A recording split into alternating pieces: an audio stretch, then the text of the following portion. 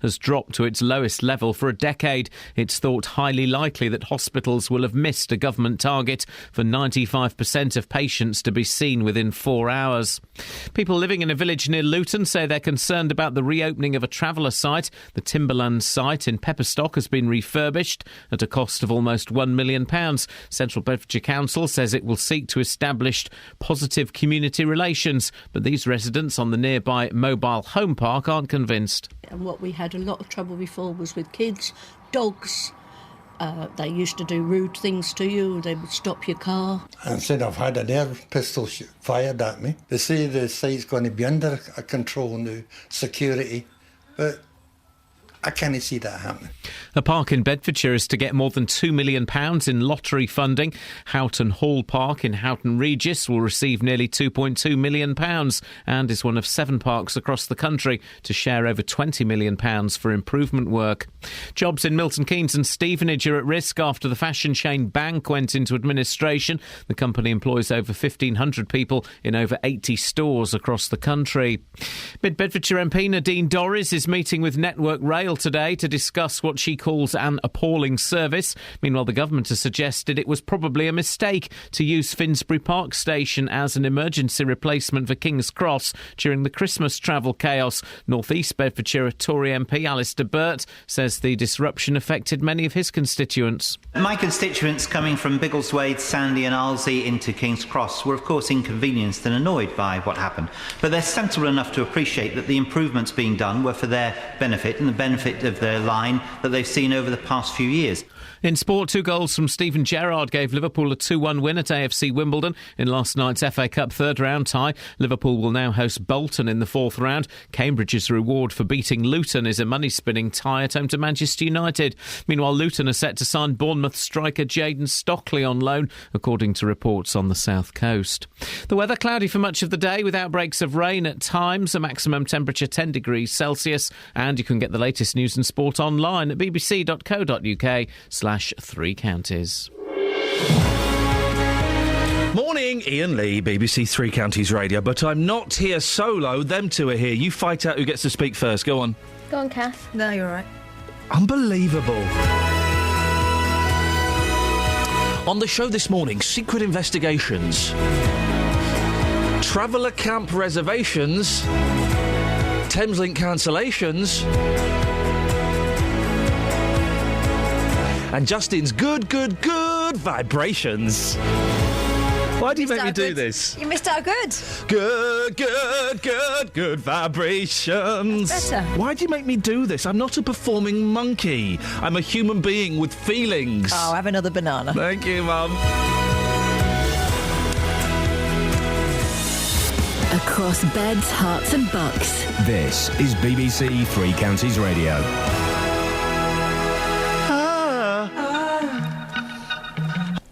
So, here's the thing, right? Sorry? I bashed my finger yesterday. Do you know what noise I made? Hang on. I bashed my finger yesterday. Do you know what noise I made? What noise do you make? Sounds like you bashed more than your finger. I did a bash. Then I dropped the hammer on my toe and I went, It was awful. It's a really awful, unpleasant situation to be in. Never mind. Kels, you look nice. Do I? Yeah, you do. Kath? Hello, studio. Yeah, I know, I'm talking to you.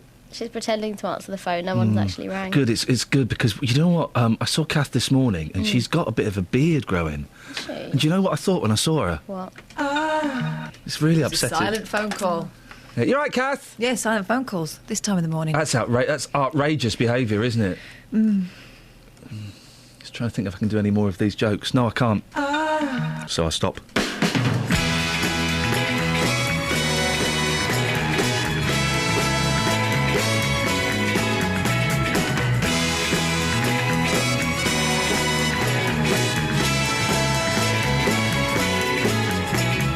Ba-dum bum bum ba-dum bum. Ba-dum bum bum ba-dum bum.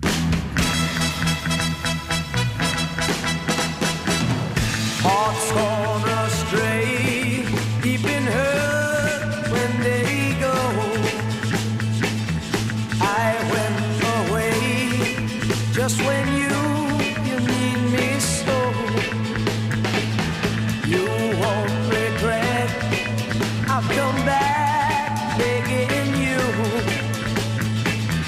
Won't you forget, welcome love we once knew. Open up your eyes, then you realize, here I stand with my everlasting love. Need you by my side, girl, to be my bride. You'll never be denied everlasting love. From the very start, open up your heart, feel that you fall everlasting love. Need a love to last forever. Need a love to last forever.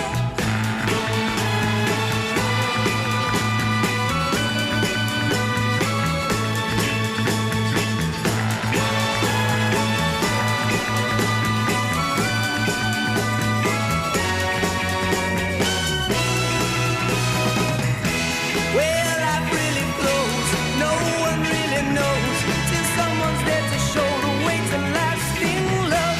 Like the sun it shines, endlessly it shines. You always will be mine, if eternal love. Whenever love went wrong, ours would still be strong. Would have our very own everlasting love. Need a love to last forever. Need a love to last forever.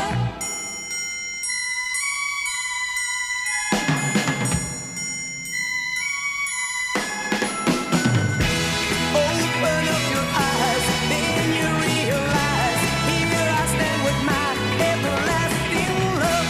Need you by my side, girl, to be my bride.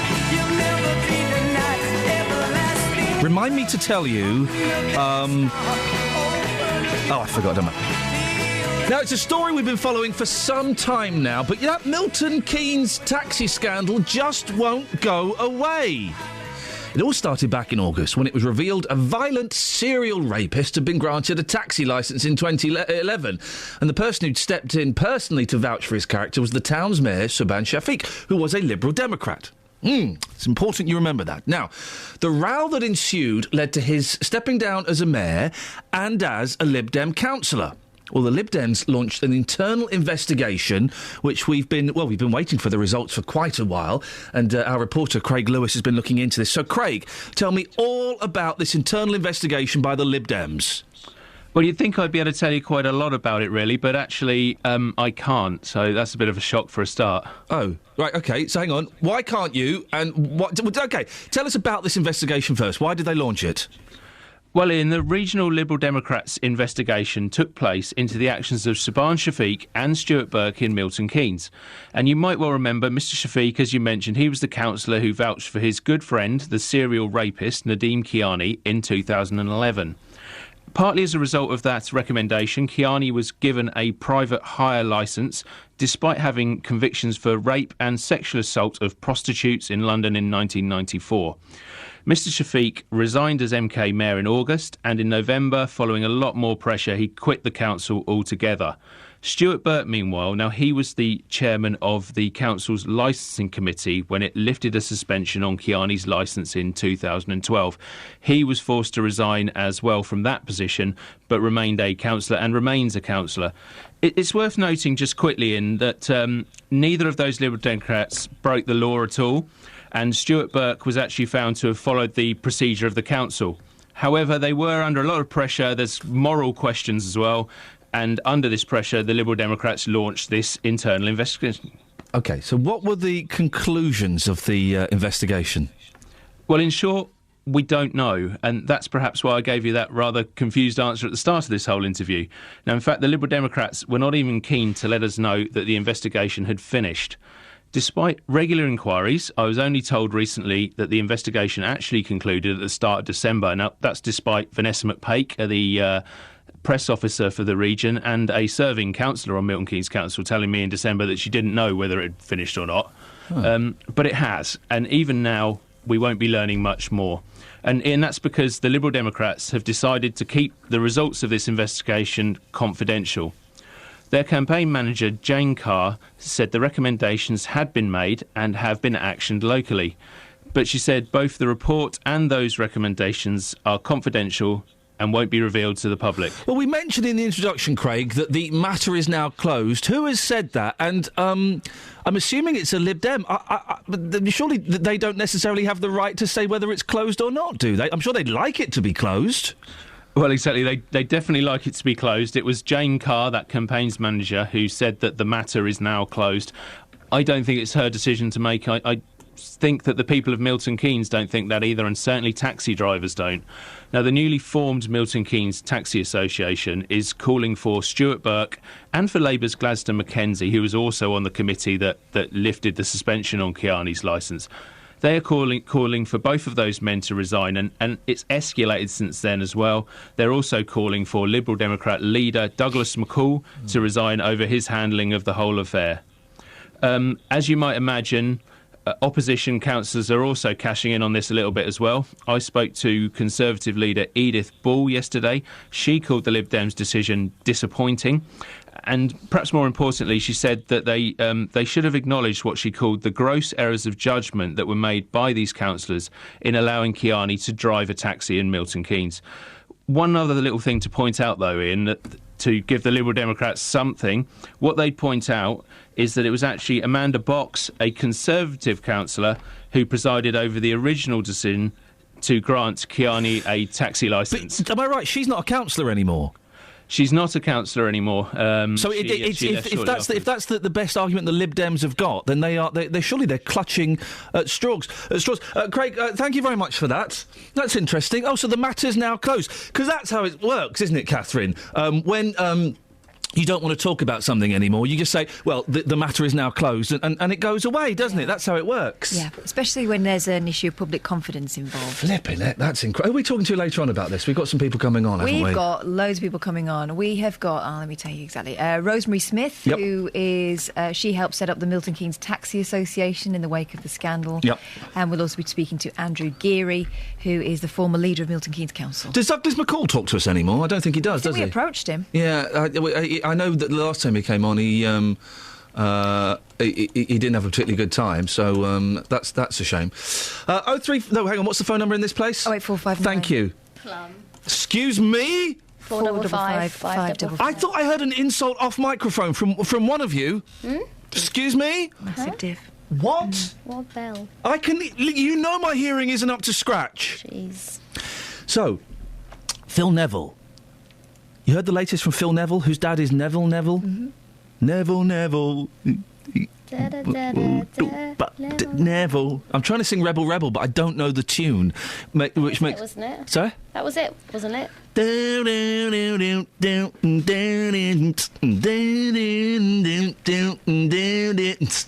I'm doing guitar and drums. Clever. Badly. Thank you. I don't think I'm doing the right song, actually. No. Anyway. You Can't Touch This by McHammer. Is that... What's... No. There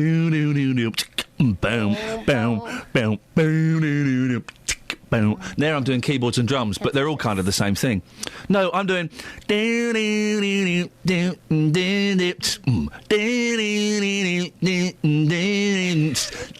What song's that? Is that Rebel Rebel? Yeah, it sounds But like then how do the words go? Rebel. No, with the tune, Catherine. That's what I meant. I know how the words go. They go Rebel Rebel. With the tune. Over to you. No. Kels? No. What's the point? I'm sure you're going somewhere with Anyway, this. about Neville. Yeah? Son. Rebel. What about him? Can't make a coffee. Well, he can now. Oh. He was asked to make a coffee and he went, I don't know how to do it. Well, we haven't got time now because you two have been messing around so much. We've got to go to the controversial Sammy Brough. Travel news for beds, cards and bugs. BBC Three Counties Radio. Get in there, Sammy. Let's have it. Try not quiet. to be... No, come on, It's listen. looking quiet out there. A word in your shell-like. We've had a few complaints. But we're going to carry on doing the show. No, seriously, we have had a few complaints. So if you could just try, and I know it's your thing, just try and tone down the controversy ever so slightly, my darling, ever so slightly.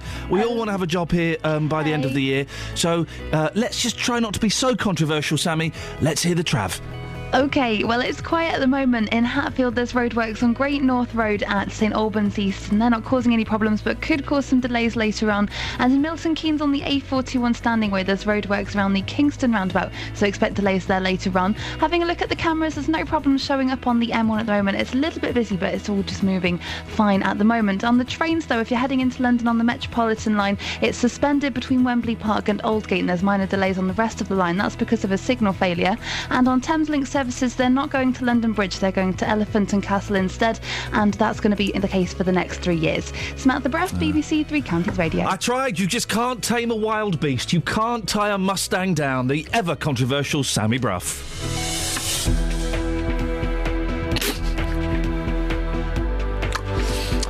Myself laugh. 6:17. It's Tuesday, the 6th of January. I'm Iain Lee. These are your headlines on BBC Three Counties Radio.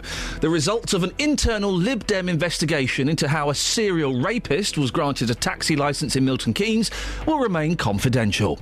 Figures on NHS waiting times are expected to show the performance of accident and emergency units has dipped to its lowest level for a decade. And people living in a village near Luton say they're concerned about the reopening of a traveller site. BBC Three Counties Radio.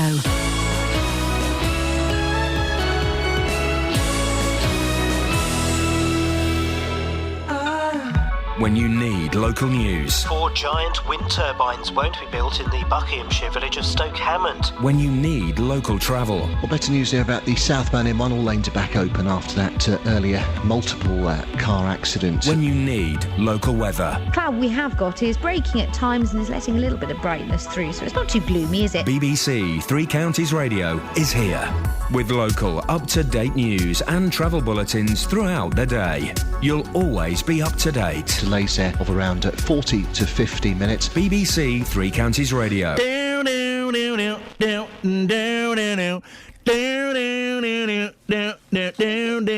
Goes more like this. That's what I was singing. Anyway, do you know what? I think I was thinking of Moni Moni, not Rebel Rebel. Here she comes now singing. That's the fella.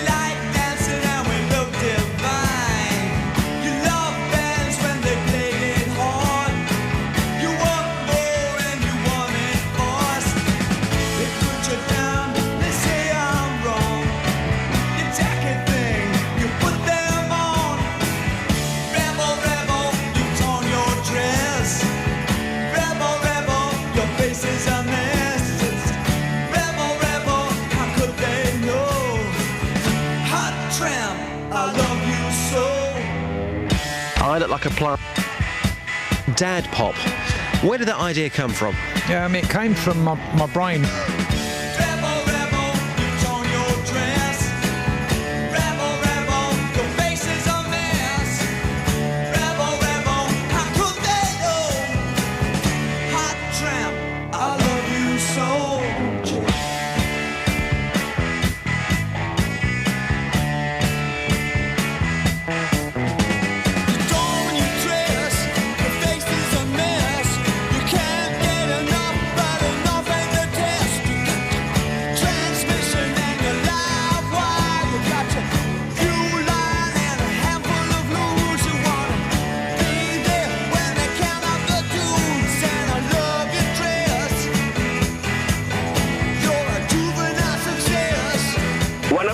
up against me, I couldn't touch it. I was shocked. Don't underestimate a scenic. I like the mushy peas. 525,600 minutes. Now, people living in a village near Luton are concerned about the reopening of a traveller site later this month. The Timberland site in Pepperstock has been refurbished at a cost of almost £1 million. Before the makeover, local councillor Richard Stay described it as a no-go zone for the police. Well, these residents on the nearby mobile home park have no confidence that the same problems they had before won't return. They said to us at the last meeting that we were at that they would control it, but once they're outside the gates of the thing, they can't control it. And what we had a lot of trouble before was with kids, dogs. They used to do rude things to you. They would stop your car. They would do everything like that. I mean, they would do their best to control it, but they've already admitted that once it's outside their gates, they can't do it. Quite honestly, it's just outrageous. We don't want it. Nobody wants it. Even the local councillors don't really want it.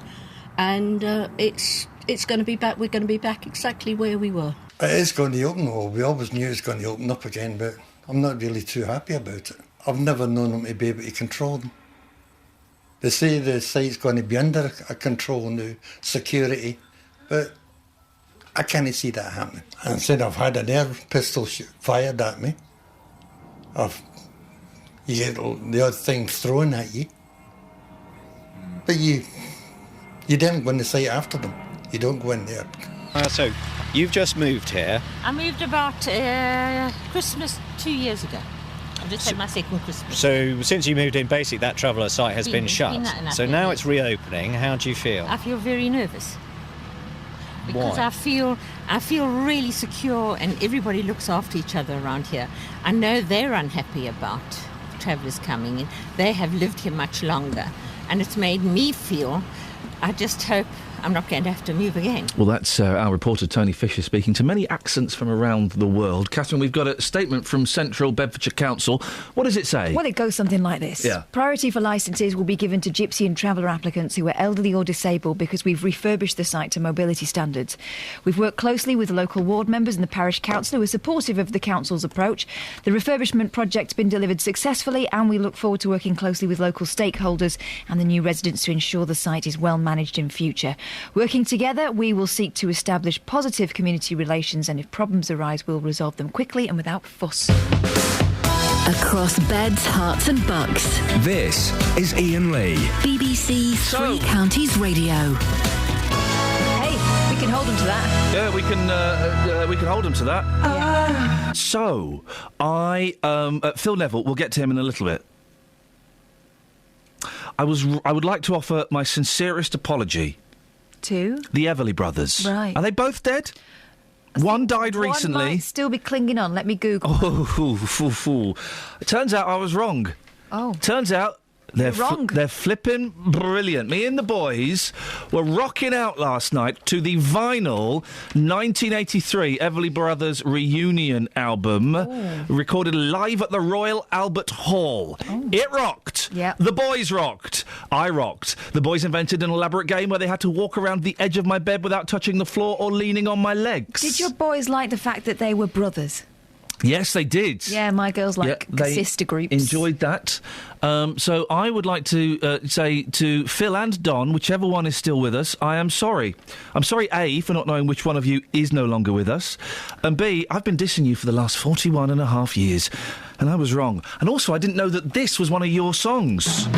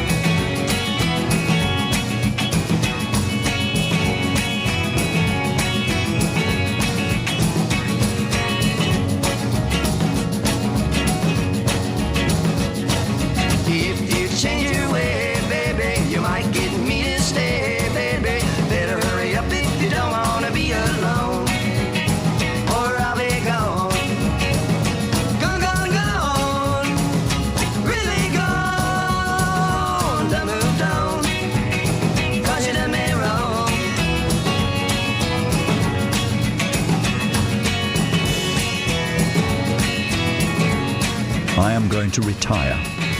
Because I'm not going to sit here all night reading emails. So, there is an excellent version of that by Robert Plant and Alison Krauss. I like her. Excellent version of that. Yeah. Excellent version of that. That was an excellent version of that. Everybody's happy. Huh? Now, we will talk about Phil Neville. We will talk about Phil Neville after past, because he's... Is it Phil or is it Gary? We'll talk about one of the Neville brothers after... It's definitely not Neville. I think it's Gary.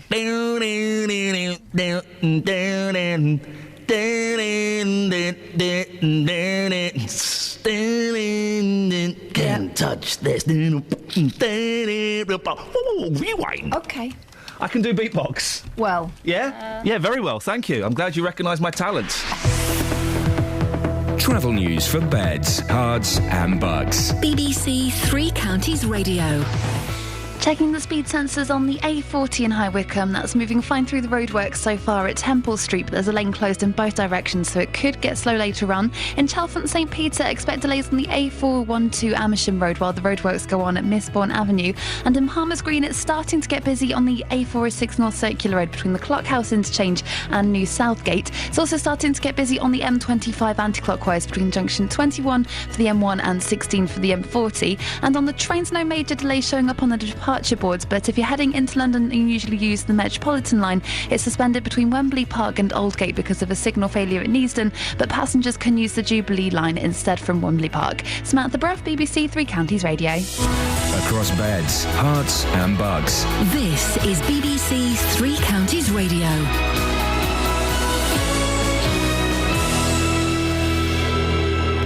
It's 6:30, I'm Simon Oxley. The results of an internal Liberal Democrat investigation into how a serial rapist was granted a taxi licence in Milton Keynes will remain confidential. Lib Dem Mayor Subhan Shafiq resigned, but the party say their investigations into the affair will not be made public. Figures on NHS waiting times are expected to show the performance of accident and emergency units has dipped to its lowest level for a decade, and people living in a village near Luton say they're concerned about the reopening of a traveller site. The Timberland site in Pepperstock has been refurbished at a cost of almost £1 million. Three Counties Sports. BBC Three Counties Radio. 2 goals from Steven Gerrard gave Liverpool a 2-1 win at AFC Wimbledon in last night's FA Cup third-round tie. I grew up loving the competition and, to play in it, and it's going to be my last time, so I want to make the most of it and try and go all the way. They gave you a game, didn't they? Yeah, we expected it. I mean, it's the beauty of the FA Cup. Doesn't matter where you are, in what league, or how you're doing. Form seems to go out the window and becomes a leveller, and fair play to them. I think their manager can be really proud of them. They were honest throughout the team and give us a real test. Also last night, Burnley and Tottenham drew 1-1. Tonight, Everton host West Ham. Liverpool's reward is a fourth-round tie at home to Bolton. Elsewhere in the fourth-round draw, holders Arsenal go to Brighton. Chelsea host Millwall or Bradford. And Cambridge's reward for beating Luton is a money-spinning tie at home to Manchester United. Luton are set to sign Bournemouth striker Jayden Stockley on loan, according to reports on the south coast. The 21-year-old could make his debut in Thursday's League 2 match at home to Shrewsbury. Stockley was on loan at Cambridge earlier this season. Meanwhile, Wycombe striker Paul Hayes says Luton and Shrewsbury are their main rivals for promotion this season. The Blues return to the top of the table on Saturday with victory against Hartlepool. Hayes says it's about who has the best squad. From day one, you look at Luton, Shrewsbury, Northampton and Bury, the 4 biggest spenders in the league, who've got the biggest budget. Do you know what I mean? So going into the back end of the season, if them 4 teams are going to be in around it, they're going to spend big, they're going to obviously attract better players. And Oldham Athletics says it's still considering whether or not to offer the convicted rapist Ched Evans a contract. Tens of thousands of people have signed a petition calling for the club not to sign the striker. BBC Three Counties News and Sport. The next full bulletin is at 7. Call 08459 455 555. BBC Three Counties It's Radio. definitely Phil Neville. No, hang on. Go on. 1, 2. Go with the green. Buckle my shoe. Yeah, go with the green. Go with the green. There we go. Beautiful. It's definitely Phil Neville. Right, okay. Can you reach that? With your tiny little arms? I can. Got T-Rex arms, haven't she, Kels? Got T-Rex arms. Yeah. The arms of a T-Rex. They're normal length of arm. Oh, look at you stretching them. Oh, that's so sweet. So The trouble is I've got quite broad shoulders. You only get so much skin. So did T-Rex. He is a great man, the best in the world. When Sarah Ferguson starts sticking up for you, that's when you're in trouble. That's all we can say on that. Well, story. she lived in his house for quite a long time, didn't she? Yeah, and gosh, Prince Andrew's ex-wife, Sarah Ferguson, yesterday leapt to his defence. Oh, blimey. You know you're in trouble when Fergie... Yeah, imagine leaping to someone's defence. What we got in the papers? Oh, it's Phil Neville, anyway. Yeah, go on. All right, shall I play it? Where is it? Hang on. Yeah. No. So Phil Neville, son of Neville Neville, brother of Gary Neville, right? This is him on 5 Live. Did you hear this? No. Right, this is him on 5 Live talking about making coffee. I'm quite fortunate that my wife does a lot of the cooking around our house, and yes, it was 2 days ago. A mum came to my house. And this was instant coffee as well, wasn't it? Just 2 days ago. I mean, I had to phone my wife and ask her how to make a cup of coffee, and to be fair, he's still alive, the man I made it for, so it mustn't have been a bad one. He doesn't know how to make a cup of instant coffee. This is very topical because yesterday, Yeah. you know Jen, our apprentice. Oh, I witnessed that. Yeah, She go on. can't make. She's never made coffee before. She'd offered though, and I said, So "Are she you offered- okay?" And she said, "I'm just making my first cup of coffee." She poured the grains of coffee Oh, flip. into her hand. Oh. And took it into the cup. This is... Wow. Well, I saw the start of that procedure. I like her because she's so keen and enthusiastic, but ultimately, if she can't make coffee, she's never going to make it in this industry. But actually, there's a lesson for people who want to get into radio. Yeah. Say you can do it, Yeah. and then work out how you do it. Yeah? So she'd said, right, everyone, and we know, we all know it's popularity building. Yeah, of making course the it is. coffee. Of course it is. Kel. So she'd said to everyone, I'll make you all a coffee. They said, excellent, Jen, now you're more popular. She went upstairs and had to ask a number of members of staff how to make said Isn't coffee. that- I remember making my first coffee at the age of 15. I was doing my Duke of Edinburgh's award, and I had to go and spend every Saturday for a month hanging out with the wardens at Burnham Beeches Woods in Buckinghamshire. Local, and indeed local. Was that your community service? Anyway, and I had to make I did coffee. brownies. And I'm telling a story. I did brownies. I also went brownies. Let me tell the story! Go on. I didn't know how to make a coffee. And What then were you you did. at brownies, Kat? I ended up, well, it's quite sad, really. I ended up staying on for quite a long time. I ended up being a ranger guide. Stephen Fry... Brown ale. Sorry? Almost. You're what? Almost. Stephen Fry disgusts me. Why? 57... Yes. Hang on, let me get it right. 57, and his boyfriend's 27. Good for him. 30 years difference. That's disgusting. Get in. Well, they are. I think it's disgusting. That big an age gap. Also, it's not just the big age gap, right? Stephen Fry is to marry lover, Elliot Spencer, who's 30 years his junior, after he put a smile back on the comedian's face. Good. Well, the thing is, right... 57 and 27, so it's 30 years. That's disgusting. But also, 27 is really young. You're not mature at 27. He is I mature. got engaged when I was 27. Well, and look at the state of you. Ruined. Wow. Ruined. He is not mature enough at 27 to be committed to a long-term relationship with a 57-year-old. It's out of order. You love who you love, man. Leave him alone. Plus, Sorry? Stephen Fry is loaded. He's hilarious. Oh, so hang on, he's you're clever, saying- he's entertaining. You're saying he's debonair. Hang on a second. He's witty. He's not debonair. Oh, he is. He's not debonair. Well, I kind of like the shambling debonair thing. You're saying that Elliot Spencer is with Stephen Fry because of his money? And Well, the other, she's not saying no. She listed and a other lot of assets things there. And other assets. He could be with someone who is 25 and hadn't out and lived with 7 other people in a flat in London. But why is money a factor? That surprises me you would bring that up. No, I'm just saying that the man has got a lot of acumen. Has he? How do you know that? My eyes aren't painted on them. I just... I don't know what that means. That means I can see. All right. I just think that age gap, 30 years, is B-O-O. It's boo. It's bang out of order. There's another O in there. Boo. No, I think if the guy was 21, that makes a difference. Why? Now we're getting somewhere. Because Conversation. at 27, you nearly... The conversation. At 27, she is, you're quite nearly 30. I'm not, no. 27, you're quite nearly 30. All right, Marge Proops. Yeah, go on, Confucius. Yeah, and? I think there's a big difference between 21 and 27. Yeah, there's 6 years. There's a big difference, but there's, No, but in terms there's of a big maturity, I was still a real... I mean, I'm a Wally now, but I was a real Wally when I was 21. There's a big difference between 21 and 27. And you Fair want different play. things. There is a big difference between 27 and 57. Yeah, but 27, you're starting to think about settling down, aren't you? Yeah, but do you know what? Probably at 27, you're wrong. Stephen Fry's very clever. He knows what he's doing. Yeah, he does. So- And that worries me.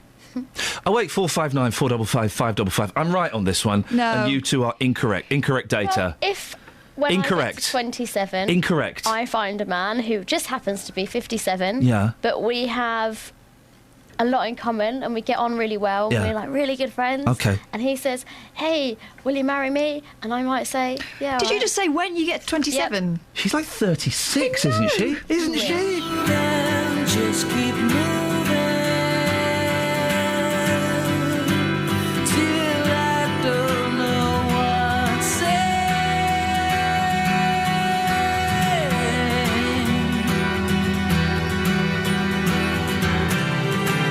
I've been moving so long, the days all feel the same.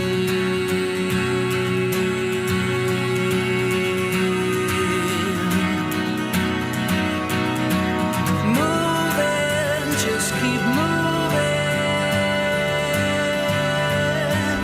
Where I don't know why to stay.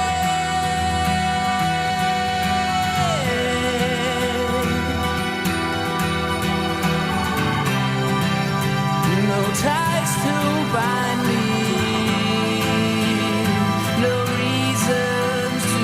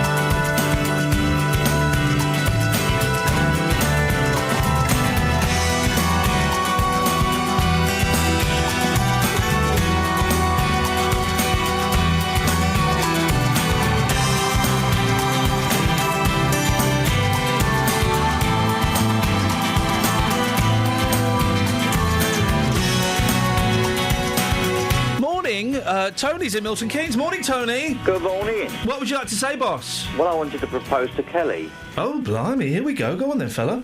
Well, she says that she wouldn't mind taking the man up to 57. Well, I've got another 10 years on that. I'm 67. Ooh, even spicier. Yeah, but my benefits are I act like a 5-year-old.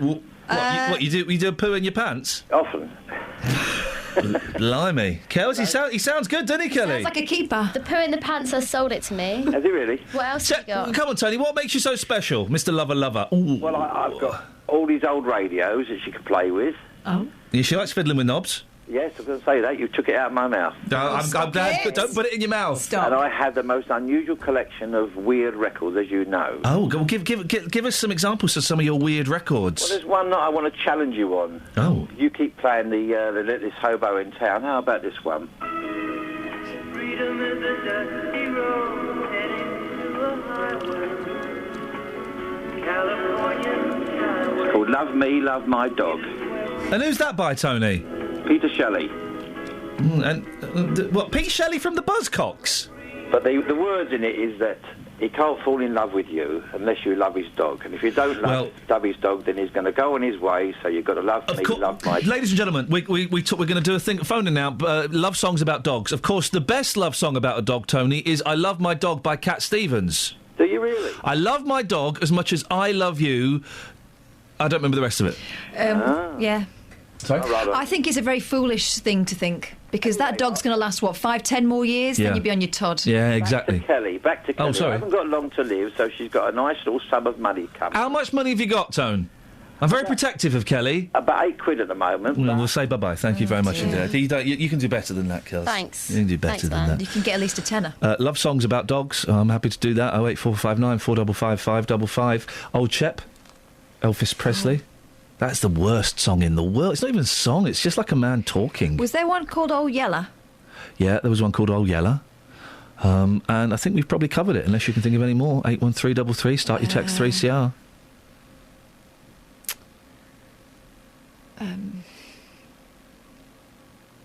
Nope, that's it. Travel news for beds, cards and bugs. BBC Three Counties Radio.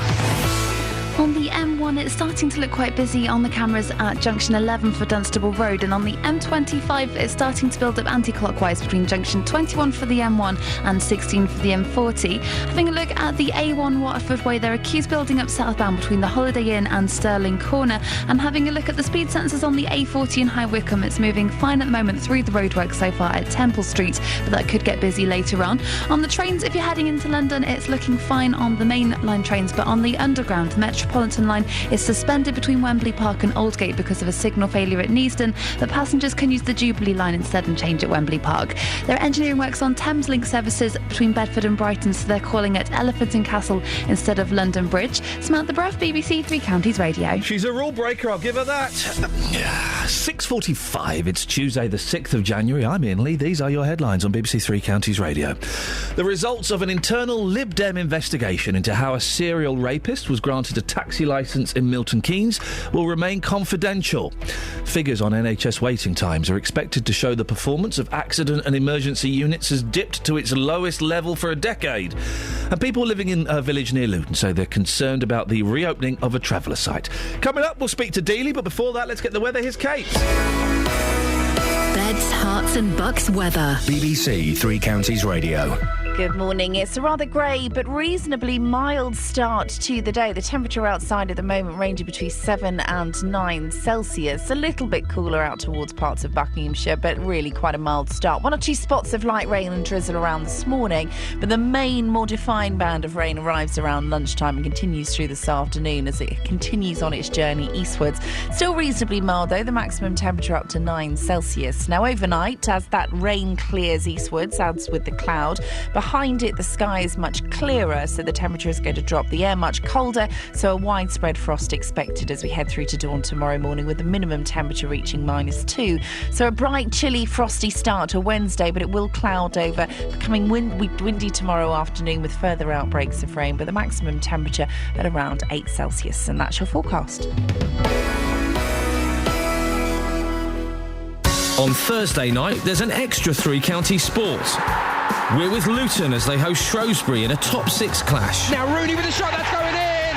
Look, Rooney left-footed, plants it into the bottom corner. There'll be all the build-up, uninterrupted commentary and all the reaction at the final whistle. I thought it was a terrific game, to be honest. I think it warmed the supporters up from both teams. Luton versus Shrewsbury, Thursday night from 7, here on BBC Three Counties Radio.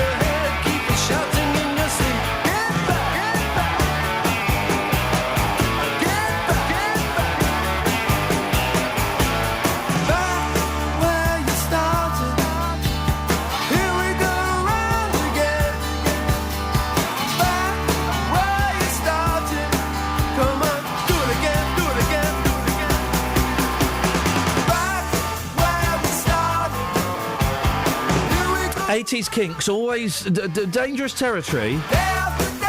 But this is a tune. This is a tune. There we go. It's going to get dark now. It gets dark. Not dark. Uplifting.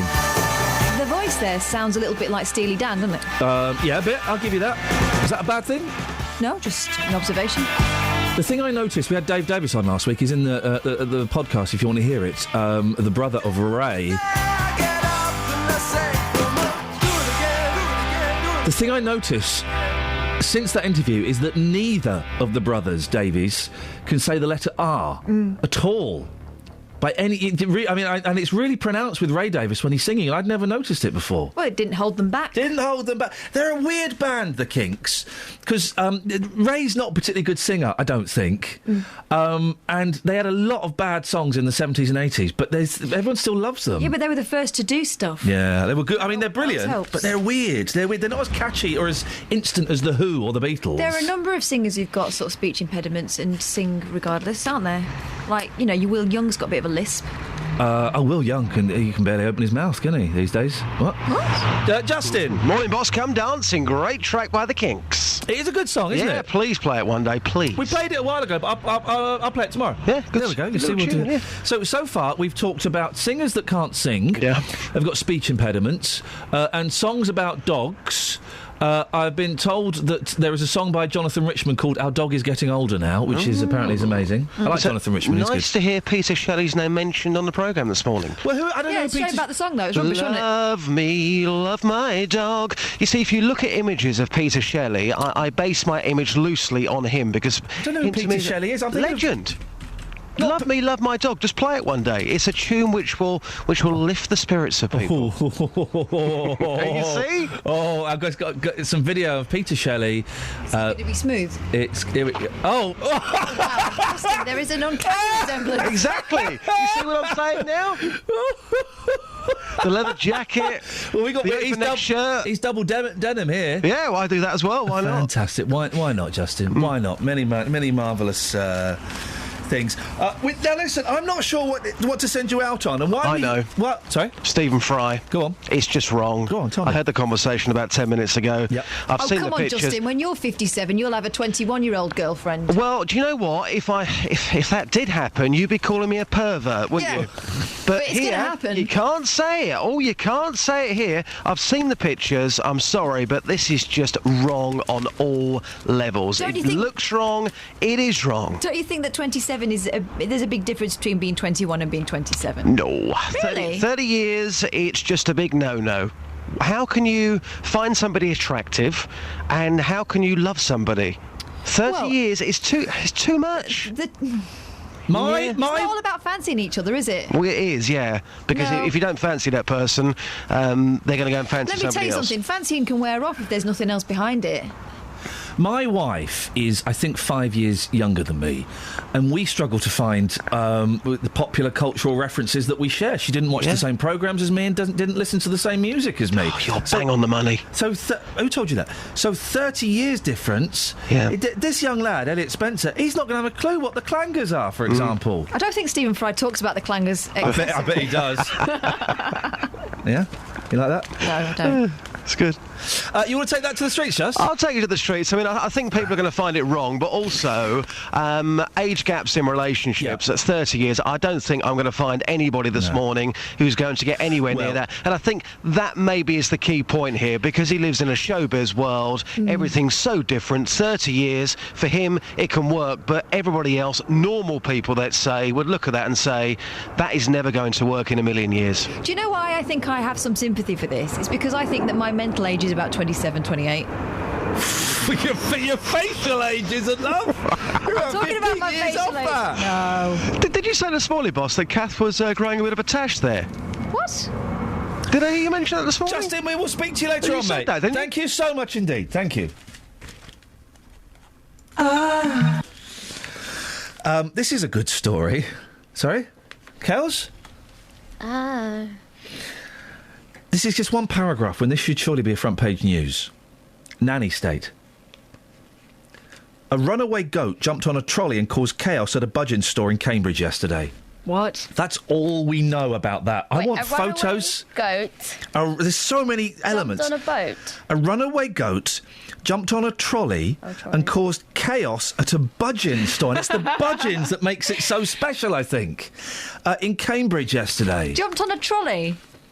In budget. He's a goat. Right, it's a goat. It's a runaway goat. So it's fleeing from its vicious, wicked masters.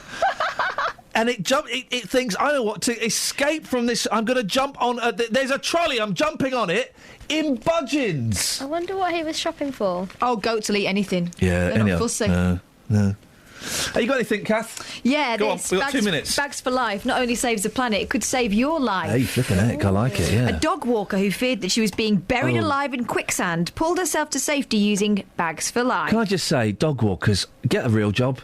Get a real job where you have to do something instead of just walking dogs. That's not a job. It's not a way of life. I don't think it is her job. I think she's just walking her dog. You said a dog walker. Well, she was a dog walker. So that's her job, is it? That's what it's called when you take your dog Get for a real walk. job. Oh, that's like being a pedestrian. That's not your job. You can't get paid for that.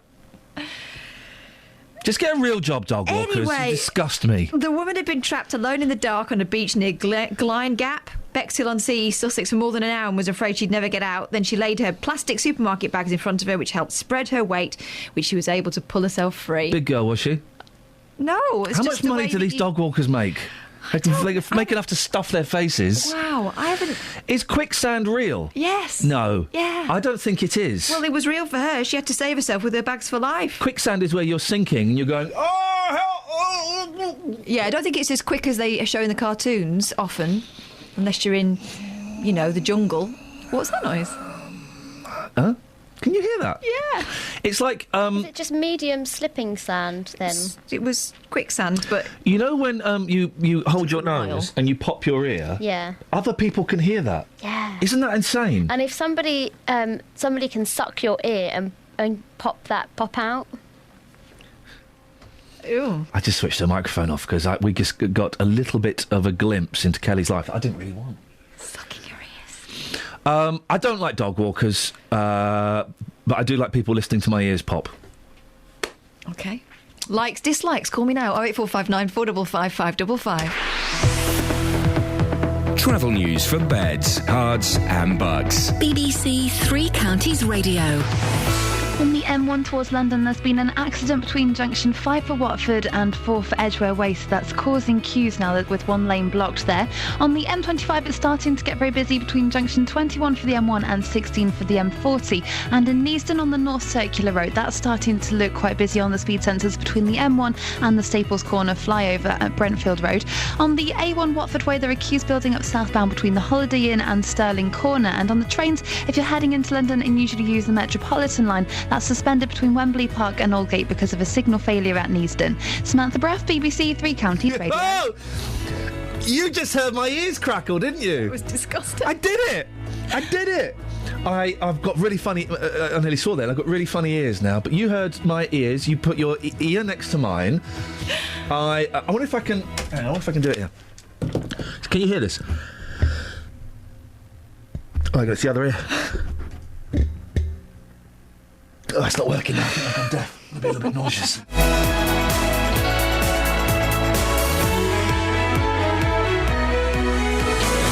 Local and vocal across beds, hearts and bucks. This is BBC Three Counties Radio.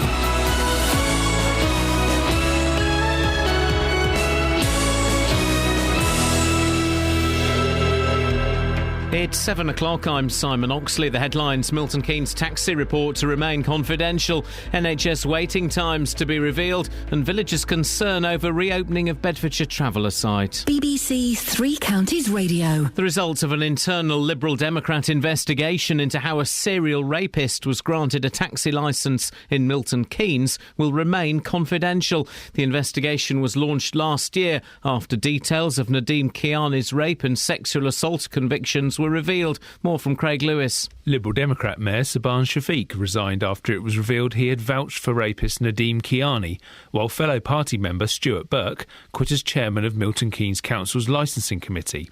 Mr Burke had headed up the committee which lifted a suspension on Kiani's licence. The Liberal Democrats have now concluded their investigations into the affair, but the results will not be made public. They said a number of recommendations have been implemented and the matter is now closed. Figures on NHS waiting times being released later this morning are expected to show that the performance of accident and emergency units has dropped to its lowest level for a decade. It's thought highly likely that hospitals will have missed a government target for 95% of patients to be seen within 4 hours. People living in a village near Luton say they're concerned about the reopening of a traveller site. The Timberland site in Pepperstock has been refurbished at a cost of almost £1 million. Central Bedfordshire Council says it will seek to establish positive community relations, but these residents on the nearby mobile home park aren't convinced. And what we had a lot of trouble before was with kids, dogs. They used to do rude things to you. They would stop your car. And said I've had an air pistol fired at me. They say the site's going to be under a control now, security, but I can't see that happening. A park in Bedfordshire is to get more than £2 million in lottery funding. Houghton Hall Park in Houghton Regis will receive nearly £2.2 million and is one of 7 parks across the country to share over £20 million for improvement work. Jobs in Milton Keynes and Stevenage are at risk after the fashion chain Bank went into administration. The company employs over 1,500 people in over 80 stores across the country. Mid-Bedfordshire MP Nadine Dorries is meeting with Network Rail today to discuss what she calls an appalling service. Meanwhile, the government has suggested it was probably a mistake to use Finsbury Park Station as an emergency replacement for King's Cross during the Christmas travel chaos. North East Bedfordshire MP Alistair Burt told the Commons his constituents could see a bigger picture. My constituents coming from Biggleswade, Sandy and Arlesey into King's Cross were of course inconvenienced and annoyed by what happened, but they're sensible enough to appreciate that the improvements being done were for their benefit and the benefit of their line that they've seen over the past few years. In sport, 2 goals from Stephen Gerrard gave Liverpool a 2-1 win at AFC Wimbledon in last night's FA Cup third-round tie. Liverpool will now host Bolton in the 4th round. Cambridge's reward for beating Luton is a money-spinning tie at home to Manchester United. Meanwhile, Luton are set to sign Bournemouth striker Jayden Stockley on loan, according to reports on the south coast. The weather, cloudy for much of the day with outbreaks of rain at times, a maximum temperature 10 degrees Celsius, and you can get the latest news and sport online at bbc.co.uk/3 counties.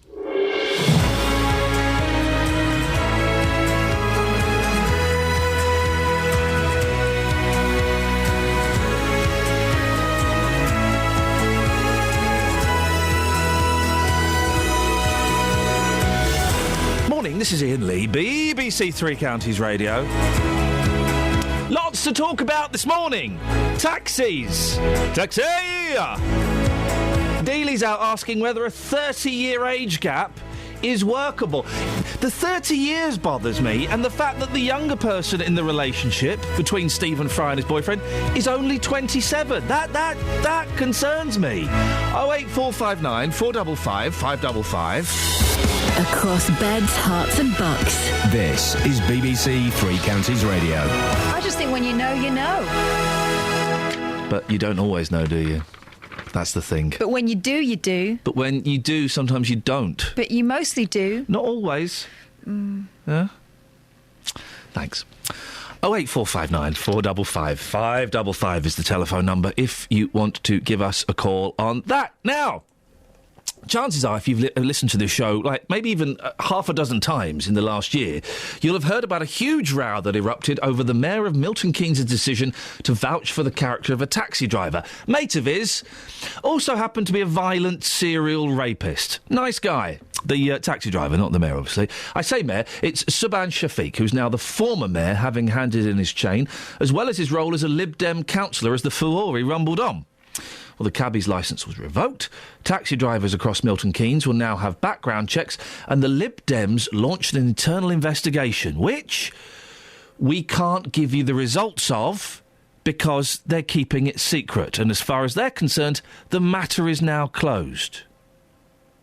I'd love your thoughts on this. Are you happy with that? The Lib Dems, whose mayor gave the thumbs up, personally recommended a violent serial rapist should get a cab licence, created a real stink. They've had an investigation. They're never going to tell you what the results are. Is the matter over for you? 08459 455 555. Rosemary Smith helped set up Milton Keynes Taxi Association in the wake of the scandal. She joins me now. Rosemary, the Lib Dems are keeping this report a secret. What's your reaction to that? Well, I mean, what are they covering up? What are they hiding? I mean, all of this scandal created a dreadful situation, and the public, I think, have the right to any information, because this, via the Lib Dems, has cost them £65,000. I mean, they were involved, as you've said before, in obtaining taxi badges for rapists. Saban Shafiq is still running a taxi. He's got 2 taxi badges, one of which is a school badge. Does that make what is classed as a fit and proper person in the eyes of Milton Keynes Council? Now, the thing is, you say that the Lib Dems, what are they covering up? The thing is, we don't know if they're covering up. The report may have been they may have come out, and there may be a few recommendations that they follow. But because they won't tell us, people do jump to naturally the worst conclusion, don't they? Yes, of course they do. And I mean, the whole thing is that this started off by a councillor. Saban Shafiq being able to give references for a taxi driver or a potential taxi driver. We now have a situation, and I was actually at the meeting, where Lib Dem councillor Chris Williams has already stated that he thinks that councillors should still be able to give references for potential taxi drivers.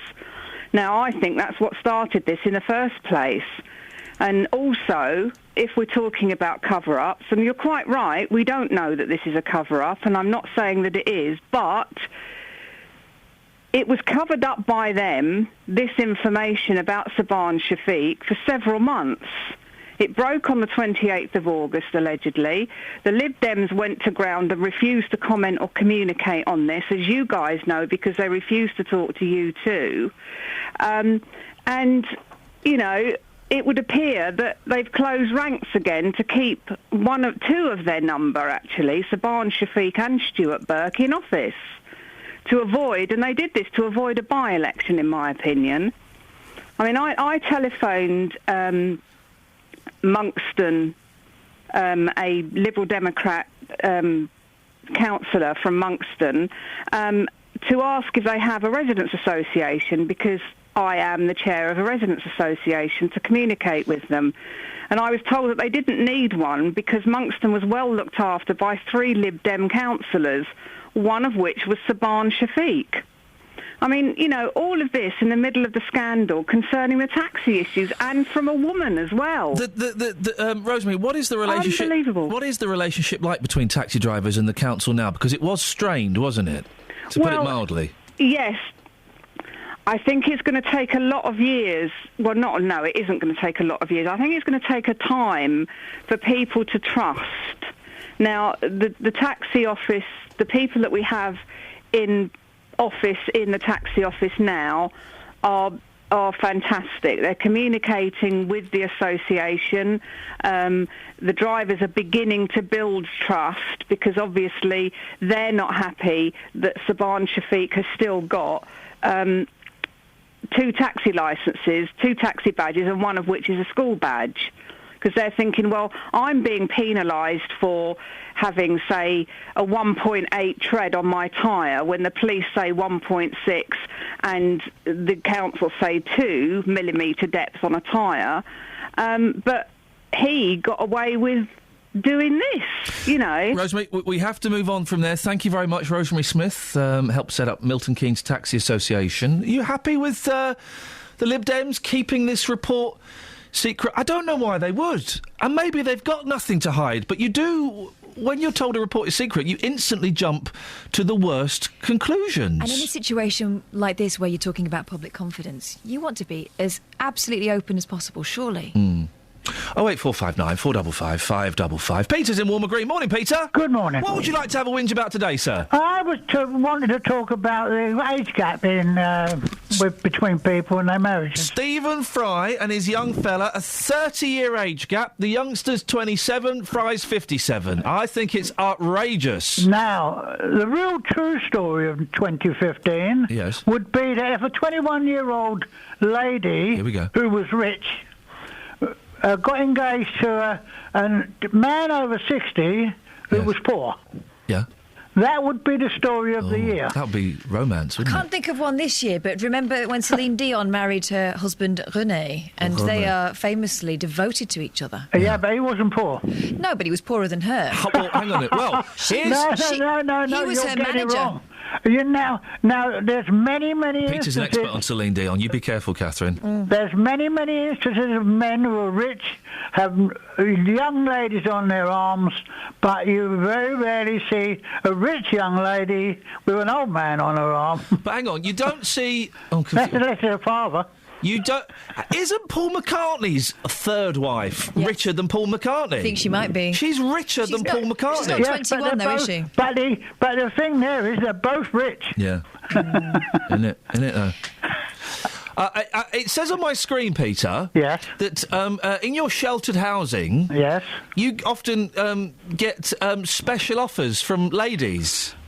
No, not in. What do you like 2 for 1? Yes. What do you mean? You told me that, Peter. I did, yes, but I didn't say on my site. Buy one, get one free. No. 2 for the price off. I did not say on my site. Okay. So where are you getting these special offers? Well, and you do you need a wingman? There's a lot. Listen, when you're an older man, there's a lot more ladies lost their husbands than there are us. Those sexy widows. Slim pickings. there's massive pickings, actually. Big fat pickings. So, Peter, how old are you? Well, you 82? I'm 81. 81. Okay. So 30 years younger than you. If you laugh a lot. Would you ever go out with a 51-year-old? Well, of course. But I'll take them out to lunch. There's no problem. Yeah.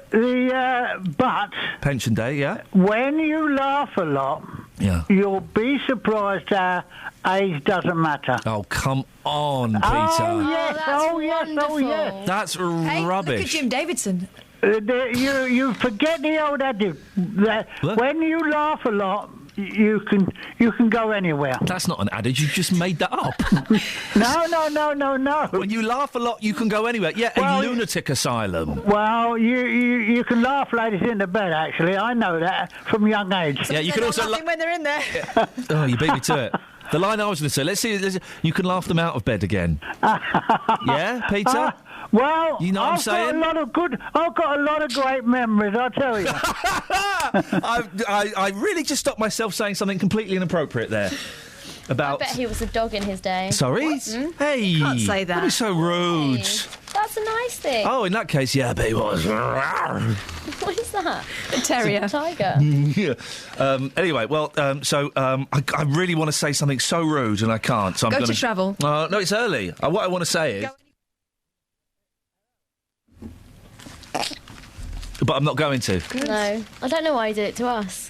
Because I had to get it out of my system. You didn't. He's got a lot of memories stored up in there. Okay. 08459 455 555. 30 years is... But 81 to 51, that's kind of all right, because you're both old. You've both messed your life up, probably, to end up in that situation. 27 and 57, I say no. That is too big a gap at too young an age. Inappropriate. 08459 455. That's because you're thinking more like the 27-year-old. When you're 50, you'll be going, get in there. So it's 30 years okay? Is 30 years okay? Question. No, hang on, this is a question for Catherine. Hang on, this is for Catherine. 30 years okay? It depends how old the younger person is. Is 30 years okay? I think if they're 27... Take it back 10 years, 47, 17, okay? Well, take it back another 10 years, 37, 7. You sure? Did you hear what I said, though? Are you sure? I said it depends how young the younger person is. You're out of order. I heard what you said, Kath. Right. You're right. So, Kath... Kath? Kath? I sometimes think I'm invisible. Who said that? Travel news for beds, cards and bugs. BBC Three Counties Radio. There's been an accident on the M1 southbound. It's just after junction 5 for Watford. It was closed for a short time, but it is open again now with tailbacks now from junction 6 for Bricket Wood. Looking at the M25, it's very busy anti-clockwise from junction 21 for the M1 to junction 16 for the M40. In North Watford on the A41 Northwestern Avenue, that's looking very slow around the Dome roundabout and St Albans Road. And on the A1 southbound, it's very slow between the St Neots junction and the Black Cat roundabout through those roadworks that are in place there. Looking at the departure boards, there's no major delays showing up, but if you're using the Metropolitan line to get into London, that's suspended northbound, but it's still severe delays southbound, so that could cause you some delays this morning. Samantha Bruff, BBC Three Counties Radio.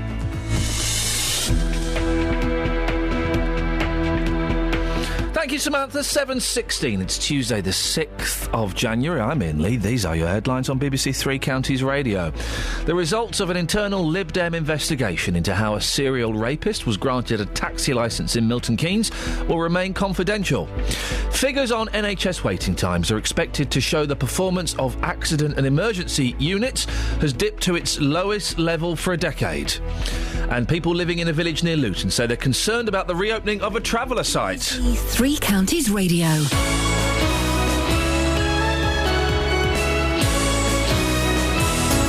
Did you know you can get in touch with BBC Three Counties Radio wherever you are? Via Twitter, at BBC3CR. Join us on Facebook, facebook.com/BBC3CR. Call us on 08459 455 555. Or text us on 81333 and start your message with 3CR. Local and vocal across beds, hearts and bucks. BBC Three Counties Radio. Across beds, hearts and bucks. This is Iain Lee. BBC Three Counties Radio. Texas Boyley, what we got? Well, we've got an email as well. You know, the likes, dislikes phone in that we threw in just before the news. We've got one here. Stephen Kane, I can tell you, likes red berries and wrestling, dislikes axe wounds and buying toilet rolls.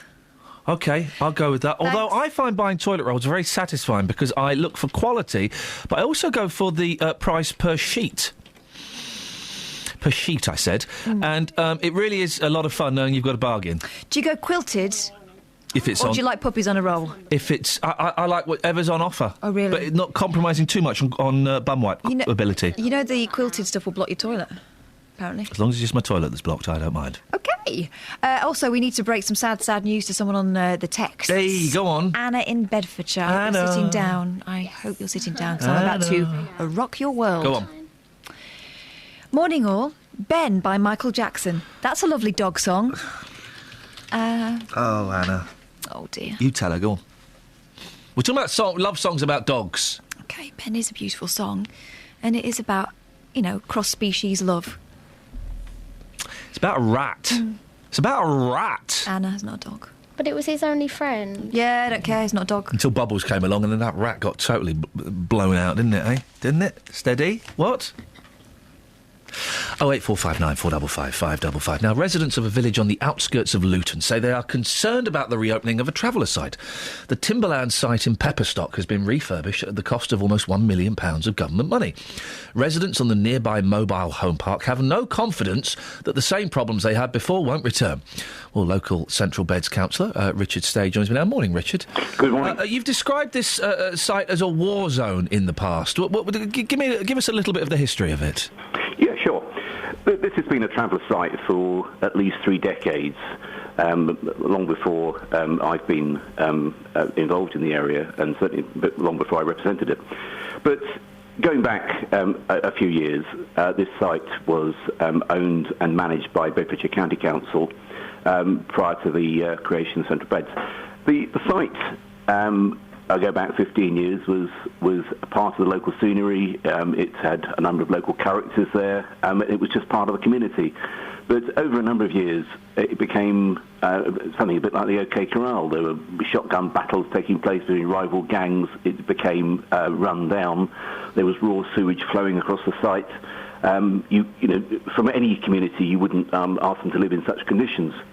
So the last government had a fund which they decided they would allocate specifically for the refurbishment of traveller sites, and Bedfordshire County Council bid for a sum of money.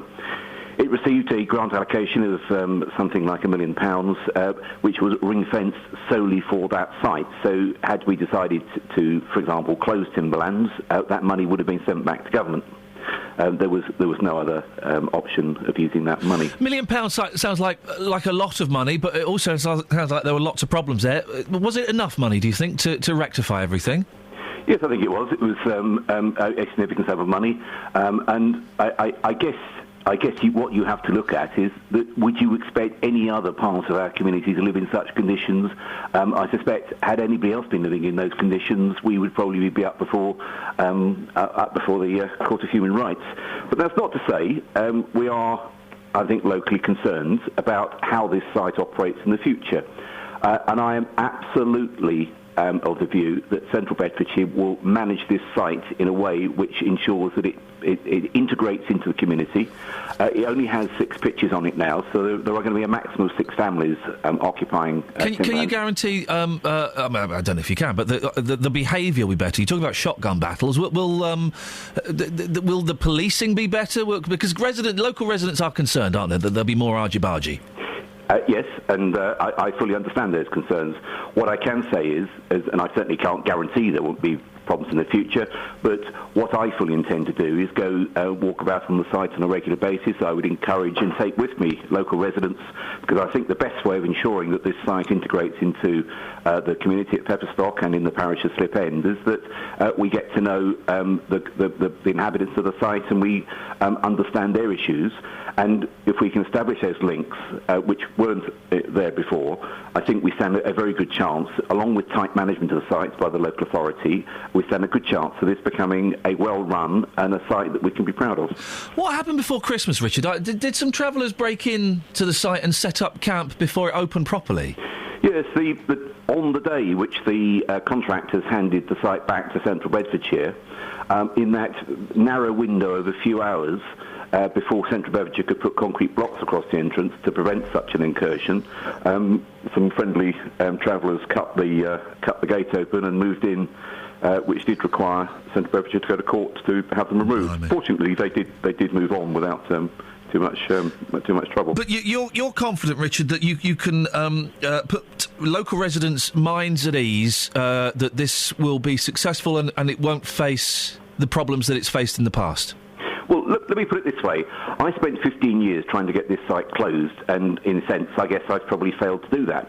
But given that we can't close the site, we have probably made the next best decision, which is to refurbish the site. So it's a site we can be proud of. We have invested a lot of time and effort into making this site a nice site.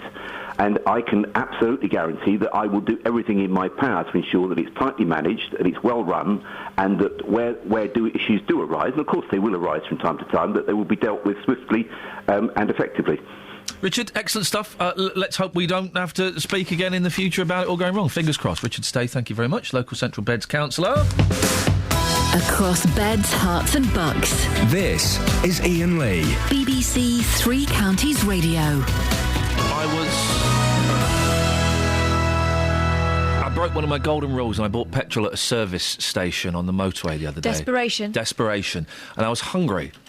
And I went and got coffee and went and got a sandwich. Good story. No, there is a point to this. There is a point to this. And the coffee and the sandwich cost £5. Okay. Right? Mm-hmm. And the woman said, if you buy a bar of chocolate or a packet of crisps with that, it'll cost you £4. What? I went, I don't want those. She goes, all right, that's £5. I said, well, I tell you what, why don't you charge me for a bar of chocolate, but I won't take it? Oh, we can't do that. What? She said, no, we can't do that. I said, so I've got a bar. I said, I'm trying to eat a little bit healthier. I've got to buy a bar of chocolate that I don't... Why can't you just charge me for the chocolate and take £1 off, and then you've got a bar of chocolate? She went, oh, no, we can't do that. So I had to buy a bar of chocolate to make the meal cheaper. Then did you put it back on the shelf like a reverse shoplifter? Well, no, because I paid for it. Did you eat it? Yeah. Oh, she owned you. Esso or Shell or Texaco or the other ones, they're trying to poison me. It's weird, isn't it? What is that? How can they not... I didn't want it, but I wanted the £1 off, but I had to buy it. And then I got a bar of chocolate. I did. That's insane, isn't it, Graham? It is, mate. Yeah. Are you near a phone, or are you just shouting very loudly? I'm on the cab phone, mate. You're in a what? I'm on the cab phone. The cab phone? Yeah, in my lorry. Okay. Like, what, is it connected to the lorry? Yeah. Like the 80s? Yeah. What you got for us, Gray? It's dog songs, mate. Yeah. Martha My Dear by the Beatles. Oh, ladies and gentlemen, my favourite Beatles song of all time. That's a great tune. It's great, isn't it? Lovely. It's good, that. Yeah, it only comes to me because you were talking about McCartney and his rather rich wife. Imagine having more money than Paul McCartney. That's insane, isn't it? Isn't that one? And the thing is, as well, she's hot. She's hot. Graham? I haven't seen it, to be honest. Yeah, well, I'll go and have a Google. Mrs. McCartney III. She's hot. Yeah, she's got long, lustrous, dark hair. Oh, I like she? McCartney. Well. Except I think hers is real. Have you asked him for an interview yet?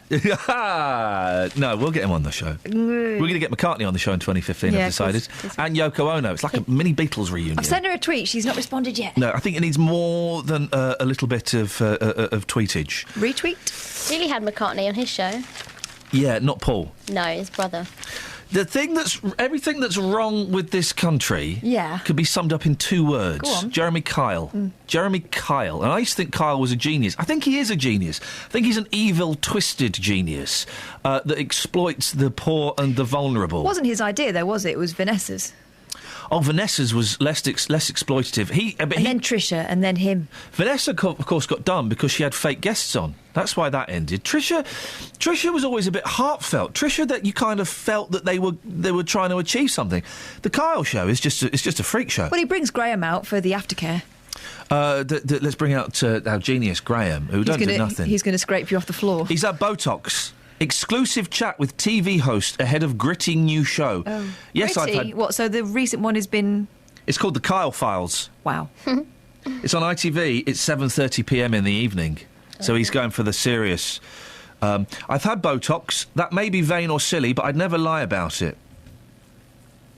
What they don't mention on his show very often is the affair he had with a 16-year-old girl. They don't mention that very often, do they? He sometimes says, I've made mistakes, I've been an idiot in my past. Yeah, you went out with a 16-year-old girl, mate, when you were a grown-up adult. You know, and you just kind of think, this is the guy that's given advice. Telly host Jeremy Kyle is used to doling out harsh truths. Such as? But Put something on it. Put something on it, and I don't like Facebook.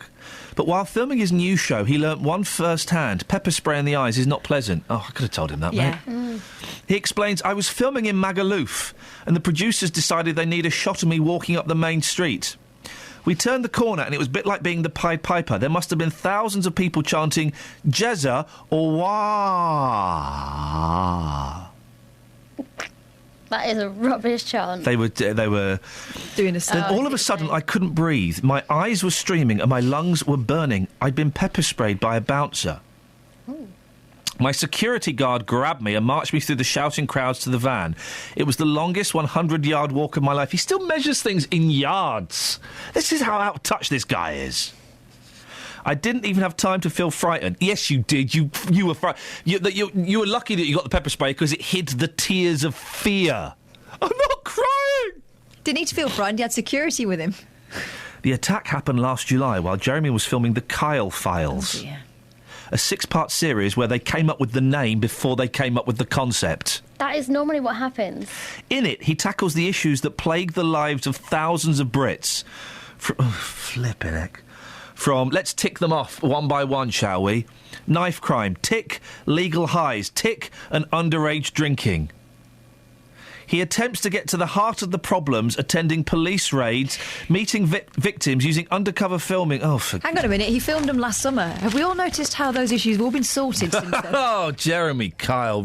I used to love Kyle, but he's everything that's wrong with this country, isn't he? Travel news for beds, cards and bugs. BBC Three Counties Radio. There are queues on the M1 towards London after an accident just after junction 5 for Watford. That's all reopened, but it's still causing some long delays through there. On the M25 anti-clockwise, it's very busy between junction 21 for the M1 and 16 for the M40. And it's also starting to look very slow on the A1M southbound, just around junction 7 for Stevenage. In Clop Hill on the A6 Bedford Road, that's very busy between Back Street and the A507. And on the A1 southbound, it's very slow through the roadworks between the St Neots Junction and the Black Cat roundabout. Having a look at the departure boards and no major delays are showing up, but if you're using the London Underground to get into London this morning, the Metropolitan line has severe delays because of a signal failure at Neasden. Samantha Bruff, BBC Three Counties Radio. Across beds, hearts and bugs. This is BBC Three Counties Radio.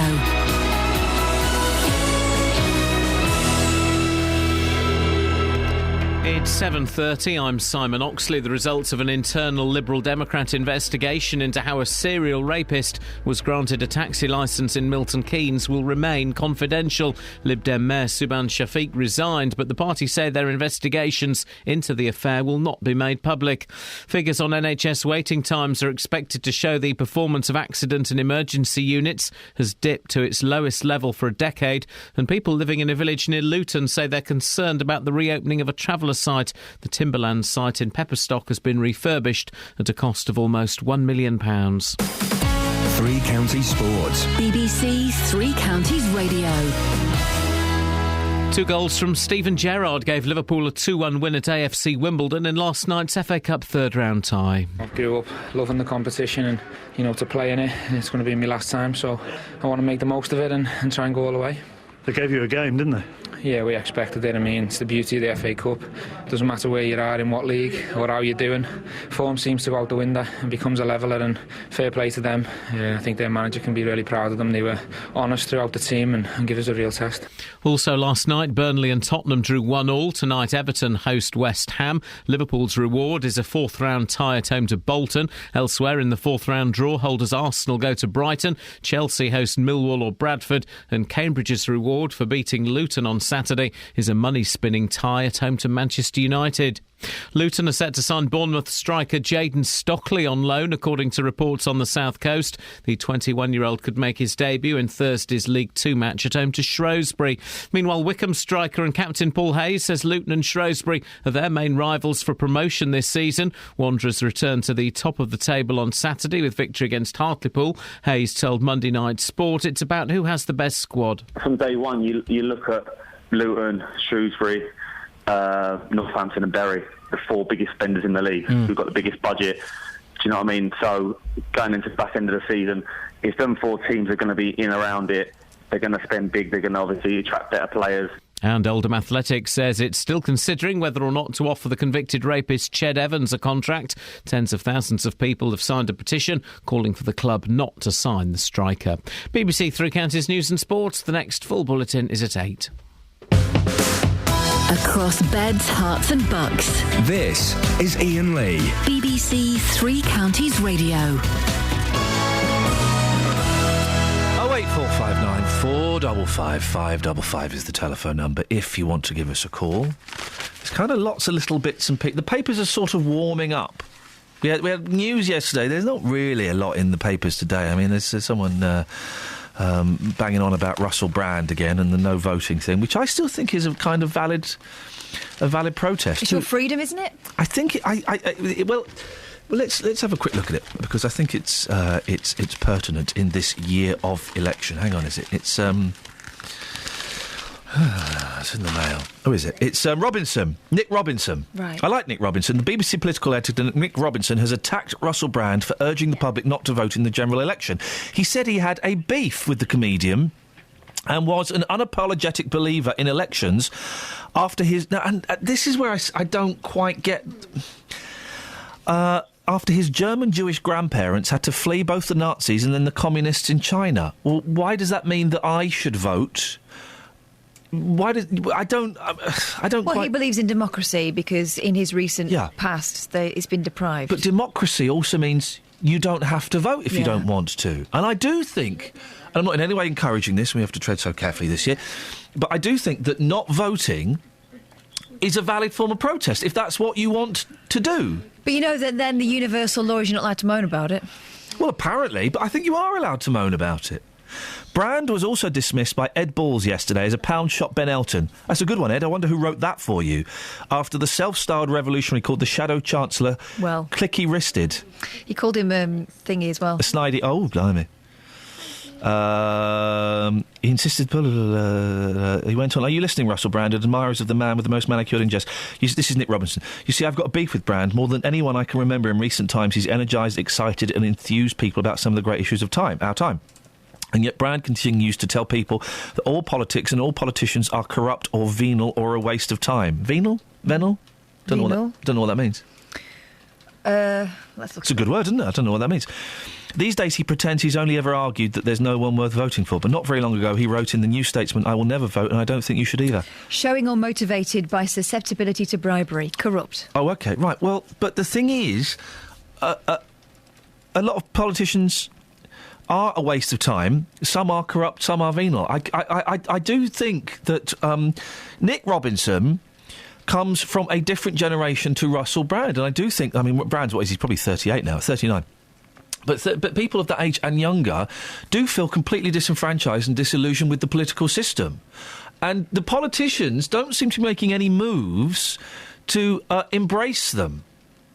I think back to the referendum, the Scottish referendum, where there was a massive movement of 16, 17, 18-year-olds encouraged and stimulated and excited to vote. And they want to be involved, but they just don't feel they're being spoken to. We should let 16-year-olds vote, shouldn't we? Shouldn't we? It's kind of my thought on the... I don't know, Justin. I know you disagree. You think everyone should vote. I'm in a venal mood this morning, though. Hey, are you open to bribes? Yeah, I am, absolutely, yeah, why not? I've got to be careful what I say, but yeah, I think if you've got... Daily! When has that stopped during the last 2 years? I think if you've got the chance to vote, go and vote, because as Kath says, people who don't vote then go and moan about it, so you got the option, go and do it. But I think you're still allowed to moan about things, even if you don't vote. And I'm quoting from the popular consciousness that's what's said, that you're not allowed to moan if you don't vote. But actually, I think democracy means that you're allowed to moan whenever you like. Some people, though, they always moan about this country, the state of this country. Yeah. Did you vote? No, I didn't. Well, why didn't you then? Because I make a difference. I tell you what. I'm answering why I have not voted in the past, and I have voted in the past. I have done both, and I voted for different parties. I've literally no idea who I'm going to vote for in this general election.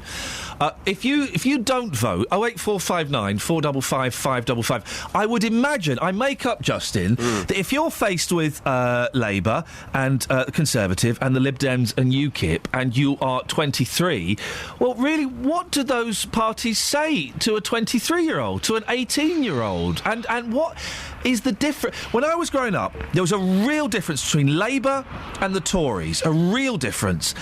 I don't know if there is such a big gap between them anymore. And I know family members who've fallen out with other family members for voting against what the traditional makeup of the family had been. You know, I think for a long time, a lot of families in Manchester, for example, were staunch Labour. Yeah. And then if they found out you were voting Tory, it was like you were some sort of turncoat. These days, there isn't that kind of religious element, you know, that it gets passed down from father to son. Well, isn't that always... I always thought that was the natural way of history, that you kind of voted the opposite of what your parents voted as a young, idealistic... person. So if your parents voted Tory, then you would vote Labour as kind of a two fingers up to them and show them you were a free thinking. I wonder whether that's an 80s thing, though. Might be. Well, when there was a bigger gap between them. There are still gaps between the parties, but nowhere near as big as it was. You're right, in the 80s, even the 90s. Mm-hmm. The 80s, what a decade. 08459 455 555. We can throw this out there. If you don't vote, can you tell us why, please? And do you think it's that you, if you don't vote, you've got no right to complain? That's not what we've got you on to talk about, Just. Maybe conversation. Yeah, maybe you want to take that to the street for the last hour. Yeah. Stephen Fry, 57 years old. He's going to get married to his fella, who's 27 years old. Deary 30-year age gap, which I think is made worse by the fact the young lad is only 27. Yeah, and he looks 27 as well. He doesn't look older than 27. He looks a young 27. Yep. They look ridiculous together. I'm sorry, but they do. And I agree. I think the age gap is too big, and I think 27 is too young to get involved in with someone like that. I don't. I think that actually you don't fall in love with someone for their looks or for their age. There's something more to it, and if you find the right person, you find the right person. Well, you cited money as an example earlier on. No, but what I'm saying is, right, this guy's 27. He looks at Stephen Fry. He is a witty, clever, intelligent, entertaining and rich man. What's not to like? Stephen Fry was born in 1957. Yeah. Elliot Spencer was born in 1987. Flipping it. Now, that says it all, doesn't it? Unbelievable. In the real world, I don't think you will find anybody who's in a relationship with an age gap of 30 years or around 30 years, because those things in the real world... 28, 29, something like that, They just don't happen. That's why. You've taken it to the streets, Just? I have, yeah. Been talking about Stephen Fry, age gap relationships. The first guy coming up here is absolutely superb. A bit like the man we had yesterday, who says something and then goes on to say the complete opposite. Here's what people have had to say this morning. Morning, boss. What's your name? Connor. Connor, how old are you? 21. 21 years old. Okay. How do you think you might feel if you were going out with somebody who was 51 years old? I wouldn't. Tell me why. Because I wouldn't. That's just stupid. Why is it stupid? It just is. Why? Because how would you meet someone like that anyway in the first place? Just by hanging around. That's weird then. No. Stephen Fry, who's 57, is to marry his boyfriend, who's 27. Put it out there. What do you think about that? I don't know. It's up to him, innit? What do you think personally? Personally, it's them. It's nothing to do with me. Why should I think about it? It's completely up to them. It's what they want to do, how they feel, stuff like that. It's nothing to do with me. It's not bothering me. It's not doing anything to me. So you don't think it's wrong? Personally, no. But you personally, you wouldn't go out with anybody who was 30 years older than you? No, I wouldn't. But it's up to them, innit? Cool. Thanks. See you later, mate. Cheers. 30 years? My stepfather and my mother, I think they had about a 20-year gap. That worked. They're both dead now, but they were together for years. And that was 20? 20 years, yeah. Okay, so 30. It's got potential. Got potential, I think, yeah. If you love each other, I can't see what's wrong with it. Well, it's quite an age gap. If they're happy, then that's all that matters, isn't it, really? So, really? 30 years, though? Yeah, well, 30 years, isn't it? It happens in female-male relationships, so I suppose it can, no difference, is it? So. But do you know anybody who's in a relationship where there is an age gap of 30 years or around 30 years? No, I don't know, not personally, no. I read about it, but I don't know anyone about it. You read about it, but that's about it. Yeah. Thanks for your time, take care. That's all right. Wouldn't be my theme, but it's up to the person. Good on him, it's his life, he lives it how he wants to. That first gentleman was very reluctant to engage. He was, he came on, he was quite open and honest by saying, it's absolutely stupid if you have a 30-year relationship, but then we got talking about Stephen Fry and he completely backtracked by saying, oh no, it's nothing to do with me. Well, hang on, you just said it was stupid. I think that lad Connor was thinking about, what was he, 21? Yeah. He was thinking about a 50-odd-year-old woman, wasn't he? And he didn't fancy that. He wasn't in for that at all. Well, listen, can I just say, as a 21-year-old gentleman, if a 51-year-old woman had come knocking on my door, then I would have said, look, come back later, my mum's in, and then we would have... She knows, she came to see your mum. It was my mum. But you're right, Catherine, is it different? Blokes look better when they get older. And also the male ego quite likes to have a younger piece of stuff on their arm. But some old women love it. Yeah, the older woman does, but what about the younger man? Does he want to be walking down the street and people say, excuse me, sir, can I speak to you and your mother? You do sometimes get those programmes on Channel 5, don't you? 80-year-olds and their toy boys. And the men are always a bit odd, aren't they? The men are always a bit odd. That's an odd one. It's never going to last in a million years. How old is Elliot Spencer's dad? 57, same age as Stephen Fry. His dad, Robert. Elliot's dad, Robert, 57, last night refused to comment on his son's forthcoming wedding. That would be weird. Ronnie Wood is always, when he meets his girlfriend's dads, he's always older than the dad. And as a dad of boys, I would feel uncomfortable if a woman who was older than me wanted to go out with my boys. The hierarchy thing, you need to be able to, be the patriarch of the family, don't you? Well. 08459 455 555. Justin, will you take this no voting thing to the streets, please? So the question is, if you don't vote, have you got no right to complain? Is that what we're going on? Well, can we put that in English? Well, I think that is in English. If you don't vote, have you got no right to complain? No, if you don't vote, why not? And does that mean you're not allowed to moan anymore? OK. Justin? The streets, I'm coming for you. Oh, isn't that a terrifying prospect? 08459 455 555 is the telephone number. We've had a text as well. Oh, yeah, go on, let's have some texts. Text is on 81333 and you just put 3CR at the beginning of your message. Here we go again, says Pat. All national parties again focusing on the economy, which, to be frank, only affects the rich, but control and immigration and coming out of Europe is many people's main beef. These subjects have been totally ignored by those electioneering failures. I know Nigel Farage may be a chancer, but rather than wasting my vote by not voting, his party will get mine. My protest vote. I've had enough enough of the others. Well, here we go. While we're doing this, Tony has emailed in, would you trust or vote for the Liberals? The answer is 1, Jeremy Thorpe, 2, Cyril Smith, 3, Subhan Shafiq. Need I say more? Yeah, I know. And then Peter says, let's cover all the parties. This is Larry. After the Ginger one and the ancient Anorak departed, Labour MPs were much less connected to the working class. Tony Benn, a top Labourite, could afford to be a socialist as he was Lord Stansgate, from an upper-class and moneyed family with a massive pile on the Essex coast. You can pick and choose. There are plenty of flawed characters in all the parties. And very quickly, Jill, who normally speaks sense, she no speak of dissents today. Oh, dear. Dog walkers, don't like them. Get a proper job, right? Get off your backsides and get a proper job. Well, they do get off the backsides. They walk. How can you say dog walking is not a real job? At about £8 a walk and £3 to £4 per extra dog, or £25 for doggy daycare, these businesses keep people off benefits. Yeah, cash in hand.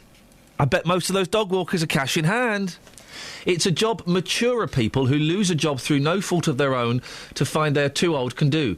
Some might say being a DJ isn't a real job. I don't know, I'm not a DJ. Why don't you go and ask Tony Blackburn? You might have to have really big pockets if you're a dog walker. As you just talk, walkers go out come rain, shine or snow and should be praised for the service they provide. Here's the thing, to responsible dog owners who work. Well, what's responsible about having a dog you are incapable of looking after? 08459 455 555. Travel news for beds, cards and bugs. BBC Three Counties Radio. On the M1 towards London, there's been an accident between junction 5 for Watford and 4 for Edgware Way, and that's causing queues from the M25. It's very slow through there.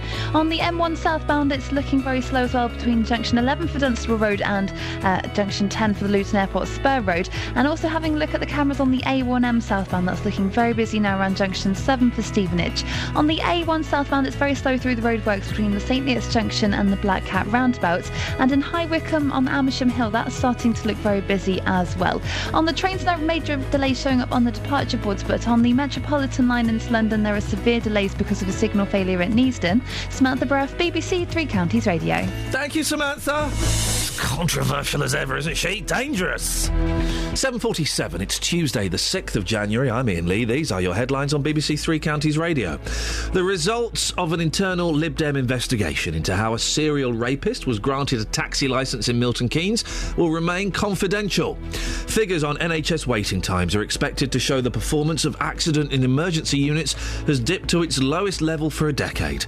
And people living in a village near Luton say they're concerned about the reopening of a traveller site. Coming up, some of your phone calls and texts. Before that, let's get the weather. Here's Kate.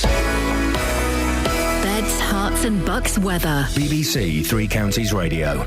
A rather cloudy but mild start to the day across all three counties. Temperatures ranging between 7 and 9 Celsius at the moment. 1 or 2 spots of rain in the air, bit of drizzle out there this morning. But the main band of more defined rain arrives come lunchtime, with it some wind as well. So wet and windy through this afternoon.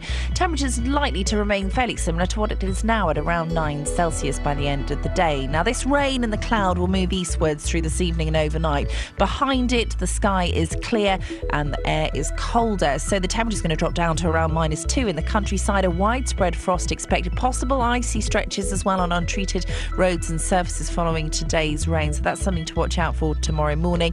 Like I said, minimum temperature down to -2, so a chilly start to Wednesday, but quite quickly the cloud will be introduced through tomorrow morning and then turning rather wet and windy through tomorrow afternoon. The maximum temperature 8 Celsius, 46 degrees in Fahrenheit for Wednesday, and that's your forecast. If there's anybody listening in Houghton Regis, I've sent a message on Facebook. Or Oaton Regis, as the locals say. Sandra says, Iain, the O2 network has been down in Houghton Regis since December the 25th, Christmas Day. And they say they don't know when it's going to be fixed. At the moment, I'm housebound with a snapped Achilles tendon. Yeah! Oh, mate! I wonder what noise you made when that went. And... Bing! And then... yeah. I'm using something called To Go, but it's not that great. Wonder if you could find out when it'll be fixed, please. Well, I don't know. If anybody else is in Houghton Regis, when you say O2 network, do you mean like mobile phones, or do you mean Tinternet, or do you mean Tinternet, or mobile phones, or landlines? What did that come in on? Well, she says she's using a thing called To Go. Oh. 08459 455 555. We've had some texts from people who have got a signal. Yeah, go on. This is from Holes. There should be a none of the above box when it comes to voting, and good luck to Stephen Fry. Which brings me on to the majority of the text we've had this morning, which is talking about age gaps. Yes. Disco Dave, 15 years between myself and my wife Mel. I'm 50, she's 35. We've been married for 10 years and together 14. I dated her when she was 21. Oh, yeah. That's Disco Dave. I am a 54-year-old male, and for the last 3 years... I know you are, Catherine. Hang on, you're going to like this one. Oh, dear. I'm a 54-year-old male, and for the last 3 years I've been having an affair with a 27-year-old female. I mean, we can all live in hope, can't we? No, I think that's wrong. I think that's inappropriate. I think that's an outrageous age gap. That's... I would... Why aren't you married? I'm 41, OK? And the lowest I could go... without feeling like a pervert, 33. If I went below 33, I would start to feel... I would feel dirty. But when you're talking about age gap relationships, I always think of being the younger person in the relationship. I could do that, but I couldn't date younger. 57? There's a great song. No, because my dad's 60. There's a great song by this band. I'm 18, she's 30. Does that make me dirty? It's a great song. I know that song. What is it? Don't know.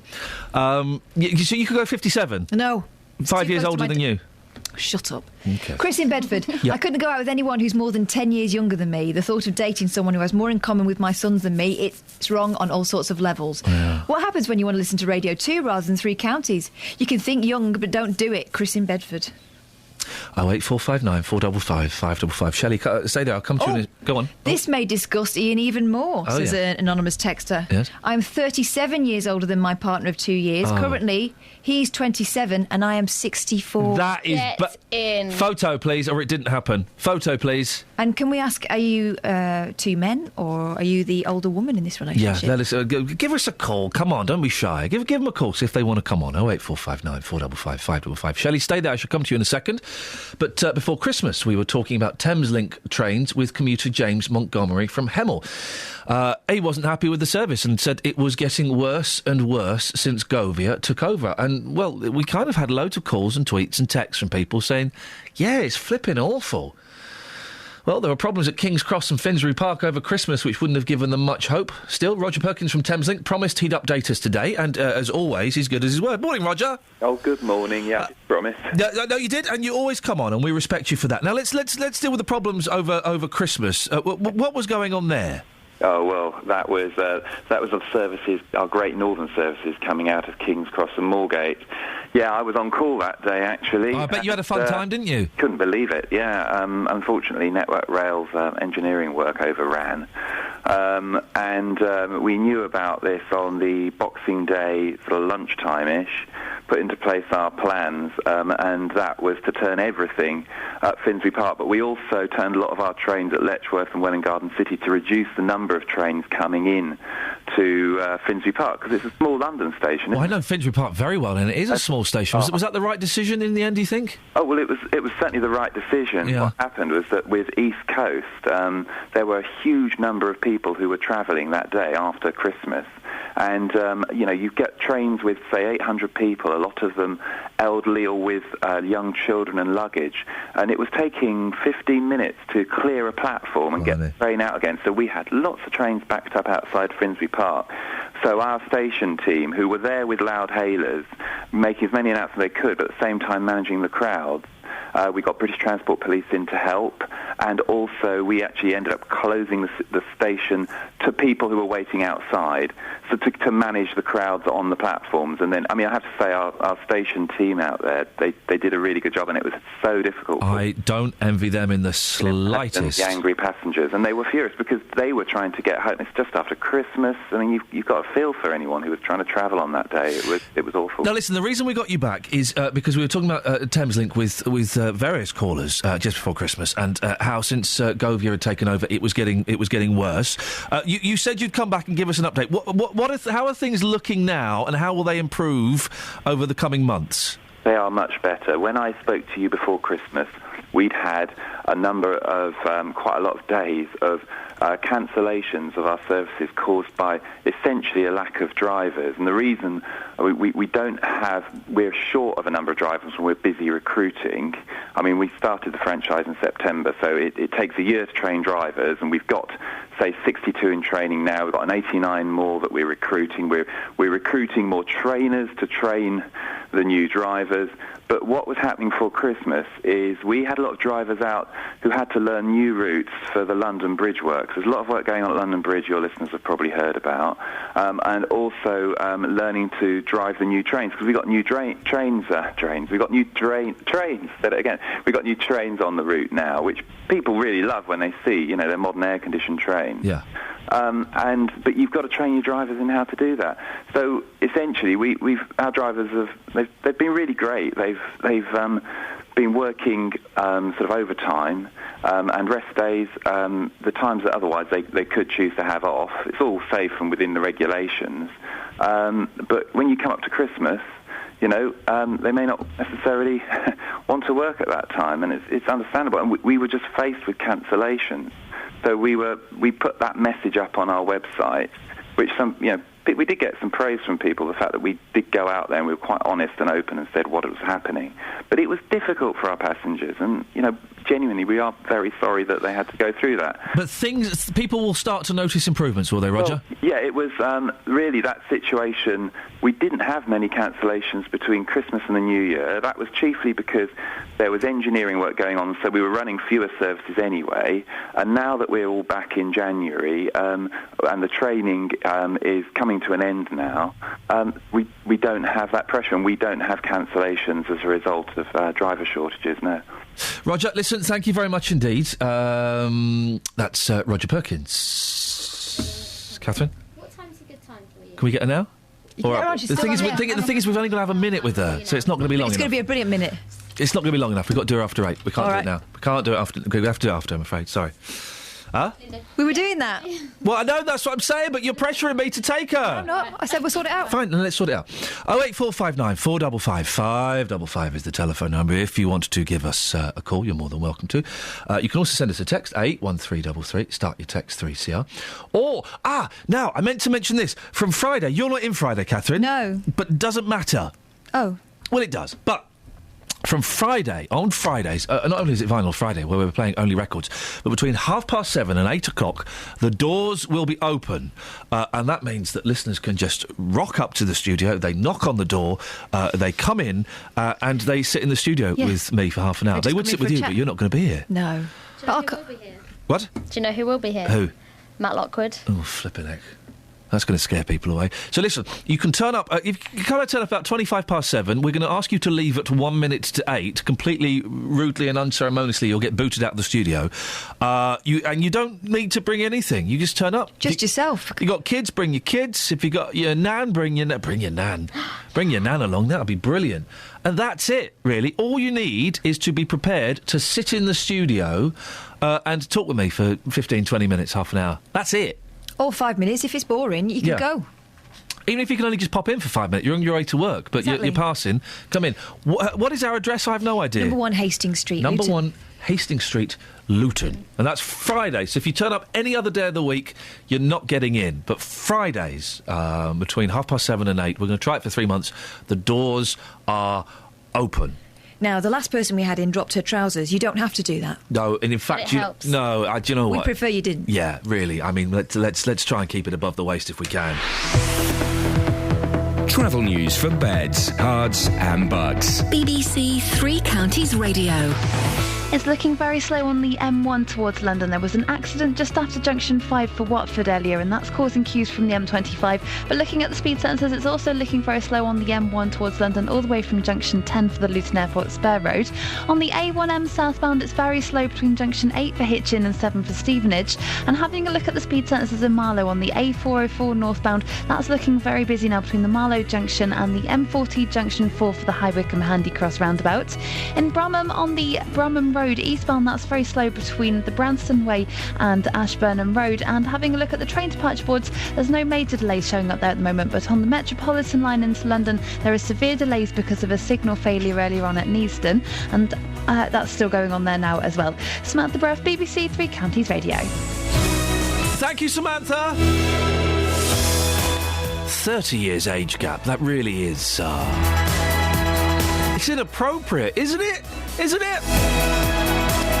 Let's take your calls after the news with Simon. Local and vocal across Beds, Herts and Bucks. This is BBC Three Counties Radio.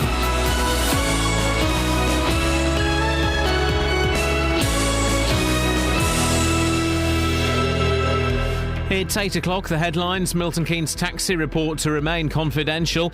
Waiting times figures to be released this morning. And residents urged to work with Bedfordshire travellers. BBC Three Counties Radio. The results of an internal Liberal Democrat investigation into how a serial rapist was granted a taxi licence in Milton Keynes will remain confidential. Lib Dem Mayor Subhan Shafiq resigned, but the party say their investigations into the affair will not be made public. Rosemary Smith is from Milton Keynes Taxi Association. The Lib Dems went to ground and refused to comment or communicate on this, as you guys know, because they refused to talk to you too. It would appear that they've closed ranks again to keep two of their number, actually, Subhan Shafiq and Stuart Burke, in office. Figures on NHS waiting times being released later this morning are expected to show that the performance of accident and emergency units has dropped to its lowest level for a decade. It's thought highly likely that hospitals will have missed a government target for 95% of patients to be seen within 4 hours. More hospitals have declared major incidents because they can't cope with pressure on their accident and emergency departments. It means there are now hospitals in 5 areas in England that have closed their A&E units to non-emergency cases. People living in a village near Luton say they're concerned about the reopening of a traveller site. The Timberland site in Pepperstock has been refurbished at a cost of almost £1 million. Central Bedfordshire Council says it will seek to establish positive community relations. Councillor Richard Stay says the local community must work with the travellers. If we can establish those links, which weren't there before, I think we stand a very good chance, along with tight management of the sites by the local authority, we stand a good chance for this becoming a well-run and a site that we can be proud of. Mid-Bedfordshire MP Nadine Dorries is meeting with Network Rail today to discuss what she calls an appalling service. Meanwhile, the government has suggested it was probably a mistake to use Finsbury Park Station as an emergency replacement for King's Cross during the Christmas travel chaos. Roger Perkins from Thameslink says commuters are seeing an improvement in the new year. We didn't have many cancellations between Christmas and the New Year. That was chiefly because there was engineering work going on, so we were running fewer services anyway. And now that we're all back in January and the training is coming to an end now, we don't have that pressure and we don't have cancellations as a result of driver shortages now. A park in Bedfordshire is to get more than £2 million in lottery funding. Houghton Hall Park in Houghton Regis will receive nearly £2.2 million and is one of 7 parks across the country to share over £20 million for improvement work. In sport, 2 goals from Stephen Gerrard gave Liverpool a 2-1 win at AFC Wimbledon in last night's FA Cup third-round tie. Liverpool will now host Bolton in the 4th round. Cambridge's reward for beating Luton is a money-spinning tie at home to Manchester United. Meanwhile, Luton are set to sign Bournemouth striker Jayden Stockley on loan, according to reports on the south coast. The weather cloudy for much of the day with outbreaks of rain at times, a maximum temperature 10 degrees Celsius, and you can get the latest news and sport online at bbc.co.uk/3 counties. Thank you, Simon. Morning, this is Iain Lee, BBC Three Counties Radio. I'm getting more and more bunged up as the morning goes. I've got my Vicks out. Lots to talk about. If you don't vote, is that a waste? Do you still have a right to complain about what's going on in the world? I guess you do. Of course you do. Democracy. Well, but Dealey doesn't say you don't. Dealey doesn't think that. People don't think that. Exactly. Dealey deals in fact, not fiction. Age gap relationships, 30 years between Stephen Fry and his fella. It just feels wrong, doesn't it? 08459 455 555. Across beds, hearts and bucks. This is BBC Three Counties Radio. So, Catherine, who have we got on the telephone? We have got Linda. Yes, not her real name. She has something to tell you. Good morning, Linda. Not your real name. Hello, how are you? I'm fine, thank you. Well, you sound normal. I am normal. Go on, tell us your situation. There's a 37-year age gap between myself and my partner. Blimey. I'm 64 and he's 27. Flipping heck, you're struggling to Get in. You're struggling to do the maths. We've been together for 2 years, so I had to do a little bit of remember how old he was when we first met. How did you meet as a 64-year-old? How did you meet him? Was it at the day centre or on the internet? Yeah, he lied about his age. What did he say? That he was older. Oh, flipping heck. I'm trying to tread as delicately as around. What do you talk about? Well, the thing is, he's not English, so he's not like an English 27-year-old. He's quite mature, open-minded. Open-minded? Yeah. Can talk about a lot of different things. Where is he from, Linda? A Mediterranean country. Okay. He's not Greek, is he? No. Okay, good. I could just warn you about the Greek. All right. Is he Spanish? He's not your wife's brother or anything. Oh, don't blimey, worry. thank goodness for that. Is he Spanish? Because I might know him. No. Okay, so he's Mediterranean. Yeah. And does he live with you? Is he still living? Yes. He lives with you? Yeah. And how long have you lived together? Just under 2 years, yeah. Right, okay. And does he speak English? Yes. Okay. Do you speak his native language? I'm trying, because I went there and met his parents. Oh, blimey.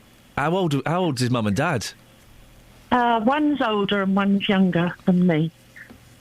I'm going to ask the question that is on everyone's mind. Yeah. Are you at it all the time? Wow, that wasn't the question I was thinking of. That was the question that was on my mind. And that's the toned-down question. That's a bit personal, are you?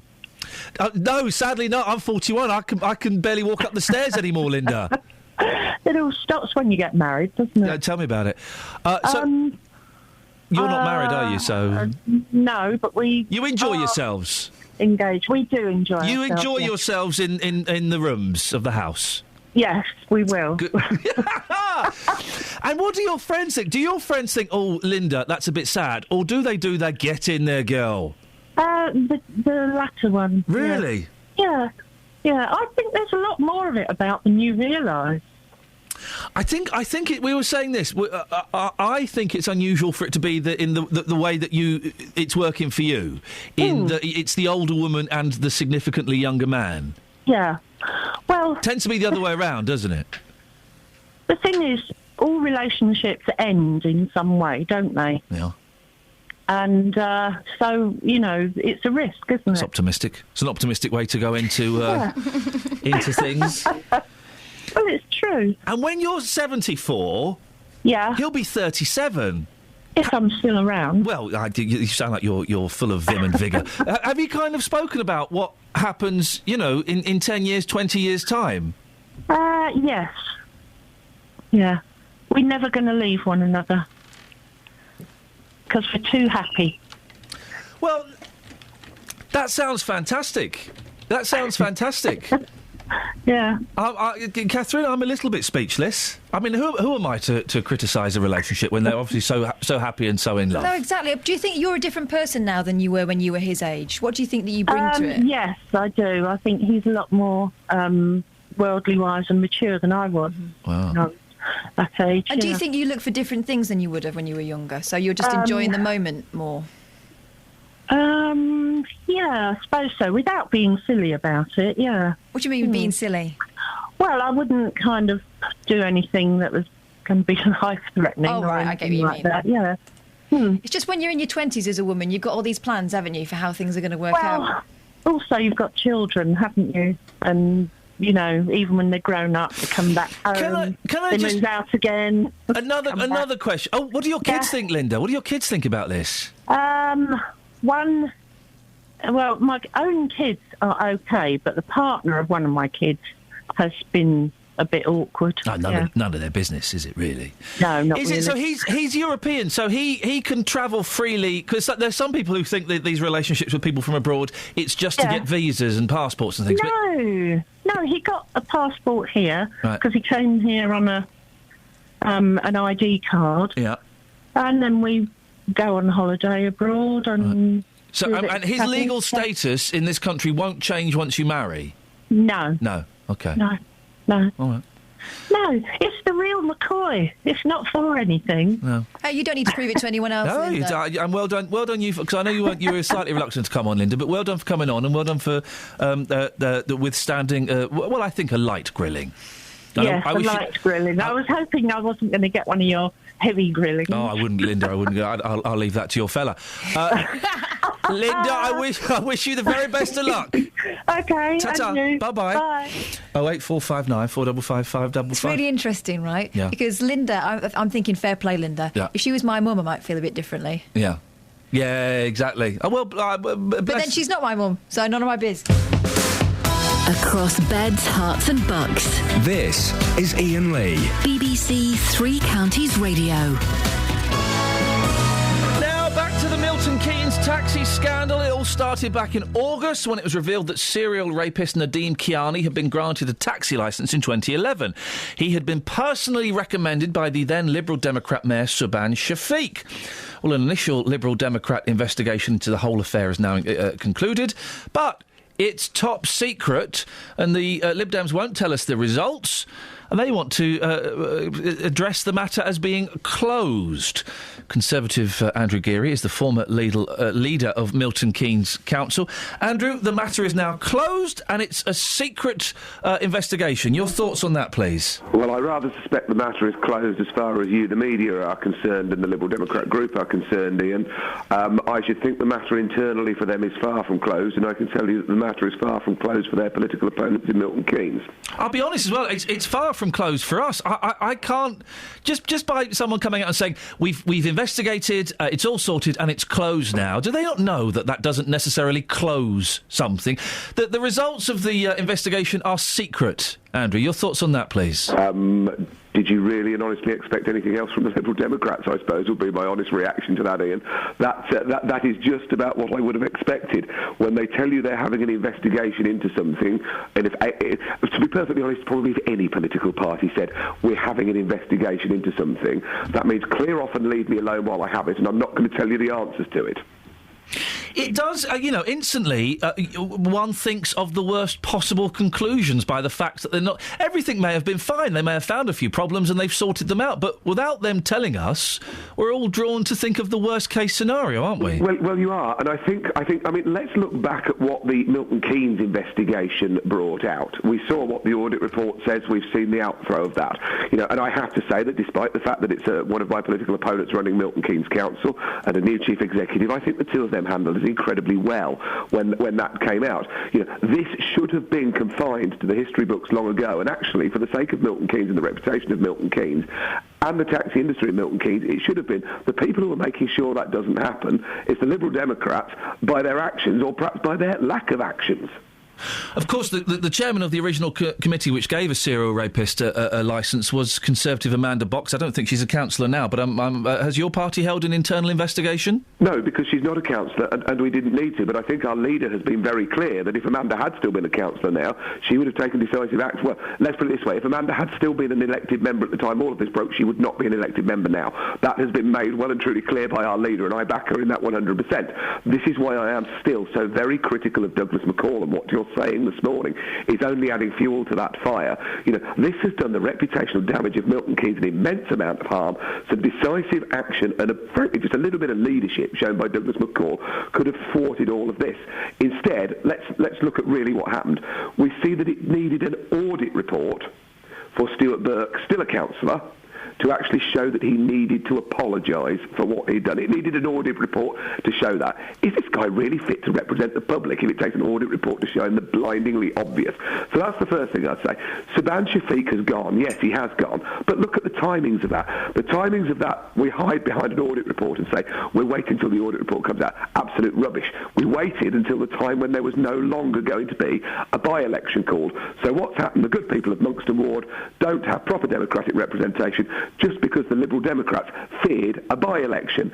And dear old Douglas sits there, well, not in his ivory tower, he's abroad or ill most of the time, but there he is, not taking decisive action, letting Milton Keynes suffer. And why? Because he wants to cover up what's going on in his own party. Iain, I don't think you've seen the end of this. You've clearly said it's not the end of it for you. You're not happy.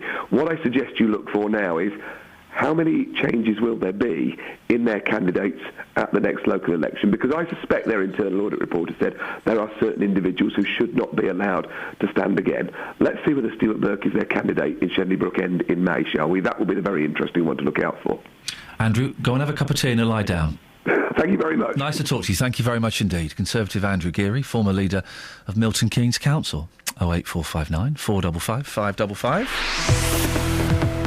Travel news for beds, cards and bugs. BBC Three Counties Radio. It's looking very busy this morning on the M1 towards London. There was an accident earlier between junction 5 for Watford and 4 for Edgware Way. That has been moved to the hard shoulder, so all the lanes are open, but it's still causing queues from the M25. Having a look at the speed sensors, and it is looking very slow on the M1 from junction 10 for the Luton Airport Spur Road to junction 7 for Hemel Hempstead, and also just after Hemel Hempstead, all the way down towards the M25, looking very slow on the speed sensors. On the M25 anti-clockwise, the cameras are showing it's very busy between junction 18 for Chorleywood and 15 for the M4. And having a look at the A1 southbound, there are queues there between the Holiday Inn and Barnet Lane at the Stirling corner. In Marlow on the A404 northbound, that's looking very busy between the Marlow junction and the M40 junction 4 at the High Wycombe Handy Cross roundabout. And on the trains, if you're using the London Underground to get into London this morning, there are severe delays on the Metropolitan line. Samantha Brough, BBC Three Counties Radio. Thank you, Samantha. 8:16. It is Tuesday, the 6th of January. I'm Iain Lee. These are your headlines on BBC Three Counties Radio.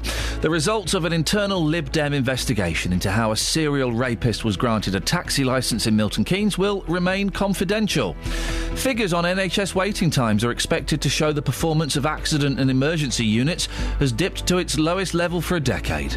And people living in a village near Luton say they're concerned about the reopening of a traveller site. BBC Three Counties Radio.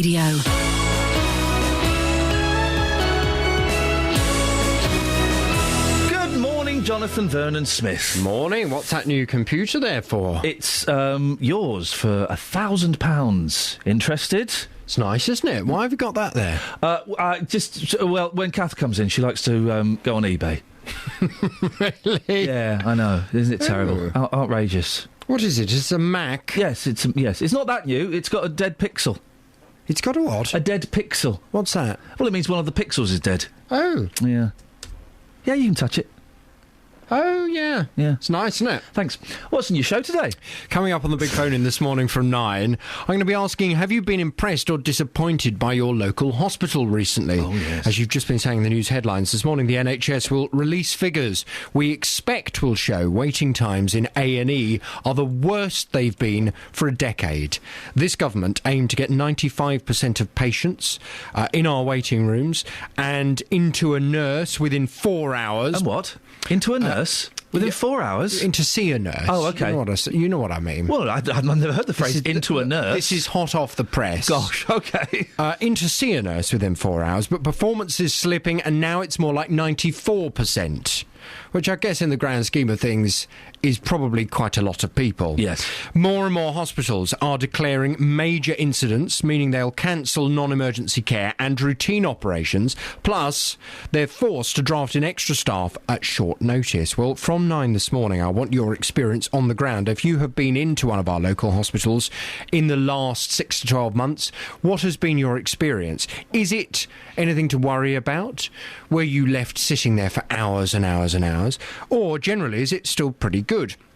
Your view from 9 on 08459 455 555. Have you been impressed or disappointed by your local hospital recently? A tweet we had from Scott yesterday. I meant to ask you this. Your special gravy, how did that go down? Were people lapping it up? Oh, yeah, it was very nice. Why? Well, Scott messaged yesterday. I believe you were tweeting about this, weren't you? Yeah. Your special gravy. I did Jamie's Get Ahead gravy. What does that mean? Have you heard this? No.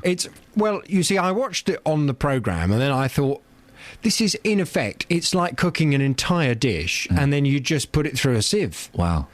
You put celery, carrots, onions, and then you buy loads of kind of cheapy bits of chicken. Yeah.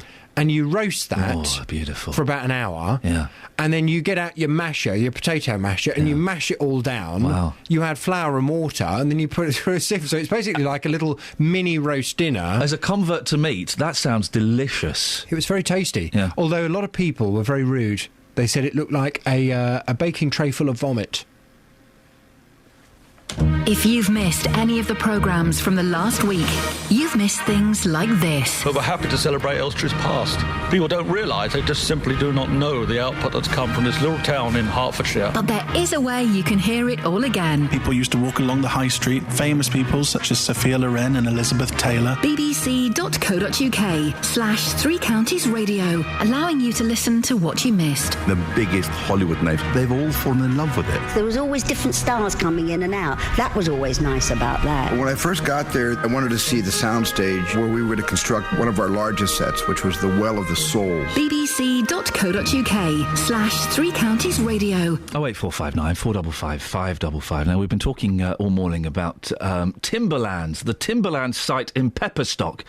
It's been refurbished at the cost of £1 million of government money. It's a traveller site that has been problematic in the past. It's on the outskirts of Luton. It's been closed down and they're reopening it. Well, Shelley used to live there. Good morning, Shelley. Oh, hi. How long ago did you live there?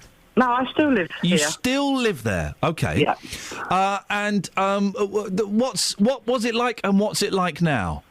Right, well, for the past couple of years since it's been closed, it's been great. You can go to the shop, the shopkeeper's not being terrorised by travellers. There's a business that's opened up there. I don't know if I'm allowed to say the name. It used to be a pub, but that closed because they had trouble with travellers. Now it's a company that moved from Studden to Slip End, and they sell luxury foods, and they've got a coffee shop. And I mean, goodness only knows how they'll feel when they get it next door. And then, of course, there's all the elderly people that live at the mobile homes. They used to be terrified to walk down that lane. You couldn't take your dog down there because you were frightened you'd get it stolen, or the kids would get their bikes stolen. You know, it was a nightmare. But are you a traveller, Shelley? No. OK. And you live on the site? No, I live in the village. You live on the village, right, sorry, OK, right. So you live in Pepperstock? No, I live in Slip End. OK, right. So so you live in the village, and while it's been closed, Yeah. I think I'm finally getting a grip on where we're coming from. While it's been closed, it's been good. Yeah. But are you concerned about it reopening? Well, what concerns me most is, years ago, that used to be a site for retired travellers. Right. And there were some characters on there. Yeah, they were drunks, and they were an old lady that pushed a pram around, and the kids were a little bit frightened of her, but they were harmless. Right. They were just. Then it became that families were moving in, and they weren't even traveller families. They were families that the council didn't know what to do with. They were problematic. Now, what worries me is we were told as a village that the people that would be moving back in there would be like it was set up for retired, travellers. Yeah. Richard Stay said on your thing this morning, the village people have got to mix with the community up there when the families move in. Well, that's, he said it originally, well, not him, but they said it was going to be for retired travellers, and now they're saying families. Well, but he said that there's only 6 pitches on there, and he personally will keep an eye on it to make sure that none of the problems that happened before will happen again. Well, how can he guarantee that? Well, he said he couldn't guarantee it, but then you can't guarantee that in your street that it won't kick off, or in your village it won't kick off, can you? Well, no, but, as soon as you get 6 travellers sites there, they'll have family, friends, and that, so it doesn't end at 6. And when you think 6 sites have cost £1 million, you know, that you divide that by 6. What's $1 million divided by 6? But 6 families doesn't sound a lot to me, Shelley. No, it doesn't. But 6 families having £1 million spread between them. You're lucky, aren't they? You could have built some really nice houses with that for lots and lots of people. So you're jealous? No, I'm not jealous at all. Well, why would you begrudge the fact that £1 million has been spent on a site that was obviously struggling? Because 6 families having £1 million between them is an awful lot. So you're jealous? No, I'm not jealous at all. Then why are you bothered about how much money that's been spent on them?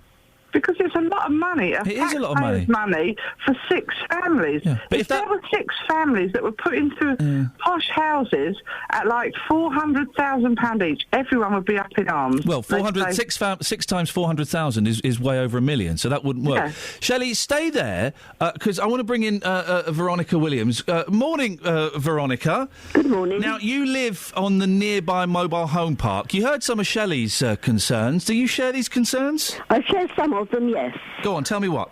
Well, because in the past that they have promised to control the site and it's never been controlled. Yes, I'm happy to listen and to give them a chance this time if they are elderly. But what we find, and which the lady that's going to be managing the site says, that they're allowed visitors for up to 6 weeks at a time.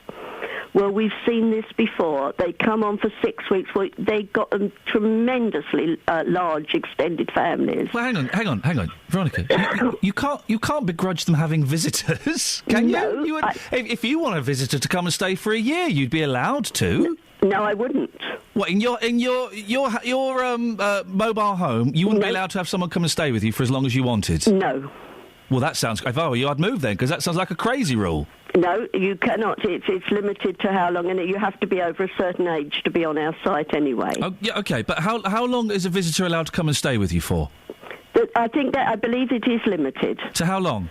Well, I don't know, because when does a visitor become a permanent Well, I don't person? know. I don't know. But you're saying that you wouldn't be allowed to have a visitor for a year, but you don't know how long you'd be allowed to have a visitor for, so... No, but if you had visitors, you'd only have a few. You wouldn't be having like 3 caravan loads with about 20 people in it. Well, it depends. I have as many people over at my house as I want. Yeah, and I bet you wouldn't have them for like 6 months. Well, it depends. It depends. If they were family or friends, and yeah, why not? OK, Ian, look at it this way. If your children were riding down the lane and they were frightened, their bikes were going to get taken off them, you couldn't, as an elderly person, you couldn't walk down and get a newspaper. How would you feel? Where does the fear in these children come from? From the past. Sorry? From past experience. OK, well, that's passed down. Kids' bikes always get nicked. That's passed down from the parents. No, they don't always get nicked. Shelley, of course they always get nicked. My bike got nicked back in the 70s. Yeah, they might get nicked once, but you're not driving down where you live every day thinking your dog or your bike or your phone's going to get stolen. Well, how many times has your phone or your dog or your bike been stolen, Shelley? My kids are grown up now, but kids... The question was, how many times has your dog, your bike or your phone been stolen? Bike and phones 2 or 3 times. 2 or 3 times? Yeah. How did they steal your... These are the Travellers, was it? Yeah. How did they steal your telephone? They held my son... No. How did they steal your telephone? No, this wasn't mine. It was my son's while he was doing his paper rounds up at Pepperstock. And he went to the police? No, my husband went and got it back himself. Right, OK. Let's bring in Cliff Cadona. Morning, Cliff. Morning. Cliff, you are represent... Who's just went? Someone went there. You represent the Gypsy and Traveller community. Yeah. Respond to what you're hearing. Unfortunately, if things have happened in the past, I think it's a real shame that people have suffered things, but it's time to move on, and if all this money has been spent to refurbish the site, it's only fair and proper that people should be allowed to live on it and give the next, people that's going to live on there a chance. Don't condemn people who's coming along by what's happened in the past. I suppose, though, Cliff, if people have got experiences, as Shelley and Veronica have, of violence and things being stolen from them by residents, previous residents, then they're going to be concerned, aren't they? Of course they are, but in all fairness, across the rest of the population of that area, there's things happen every day out on the streets, on the pavements, at the shopping places and different establishments, but we don't condemn everybody or one particular group just because something happens, do we? Shelley? I don't condemn travel. No, I've got a friend that actually was a traveller and now lives in a house. I haven't got a problem with that. What I've got a problem with is, have I got the faith in the councillors to maintain what they're saying they're going to maintain? No, I haven't. Well, that's what I've got the problem with. I do agree with you on that. I mean, at the end of the day, councillors have let the community down, and they've let the travellers down as well. Myself, personally, I would have liked to have seen the site relocated, a bigger site built for the money, more accommodation for people, and would have been more acceptable, and let that go on for development. What Mr. Stay tried to get that for development for the last 10 years, so that would have been a better job to be done. But, in all fairness, we use people that live there. The money's been spent. The little site's there now. So if we could just try to get 6 decent families to live on there, it would be good all the way around. Yeah, I don't disagree with that whatsoever. But what I do say is, if they're traveller families, yeah, fine, but not people that are problematic families. There's a big difference between travellers and tinkers. Well, now here we go. So here we go in this. Every time we mention travellers, it gets down into this breakdown of different groups. What's your beef with tinkers, Shelley?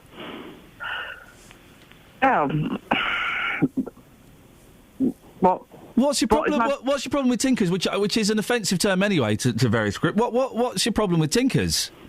Well, they obviously don't mind taking other people's goods.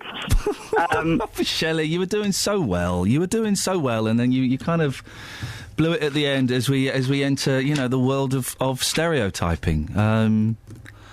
Shelley, keep in touch. Let us know what happens. Let us know, fingers crossed you can keep hold of your mobile phones. But if you can't, do let us know. 08459 455 555. Cliff, thank you very much. Let's get the travel. Travel news for beds, cards and bugs. BBC Three Counties Radio. In High Wycombe, we've just had reports that on the A404 it's partially blocked because of a breakdown at the High Wycombe Handy Cross roundabout, so that's making it very slow. In Bromham, on Bromham Road, it's looking slow eastbound between the Branston Way and Shakespeare Road. And in Hemel Hempstead on the speed sensors, the A41 southbound is looking very busy between the Hemel Hempstead turnoff and the M25 junction 20 at Kings Langley. On the M1, there was the accident just after junction 5 for Watford. That has now been cleared, but the traffic was held between junction 6A for the M25 and 5 for Watford while that was done, so it's still a little bit slow around there at the moment. Looking at the M25 anti-clockwise, it's very slow between junction 18 for Chorleywood and 15 for the M4, and on the London Underground, the Metropolitan line still has severe delays, so that could cause some delays, but tickets are being accepted on Chiltern Railway and local bus routes. Samantha Burrough, BBC Three Counties Radio. Across beds, hearts and bugs. This is BBC Three Counties Radio.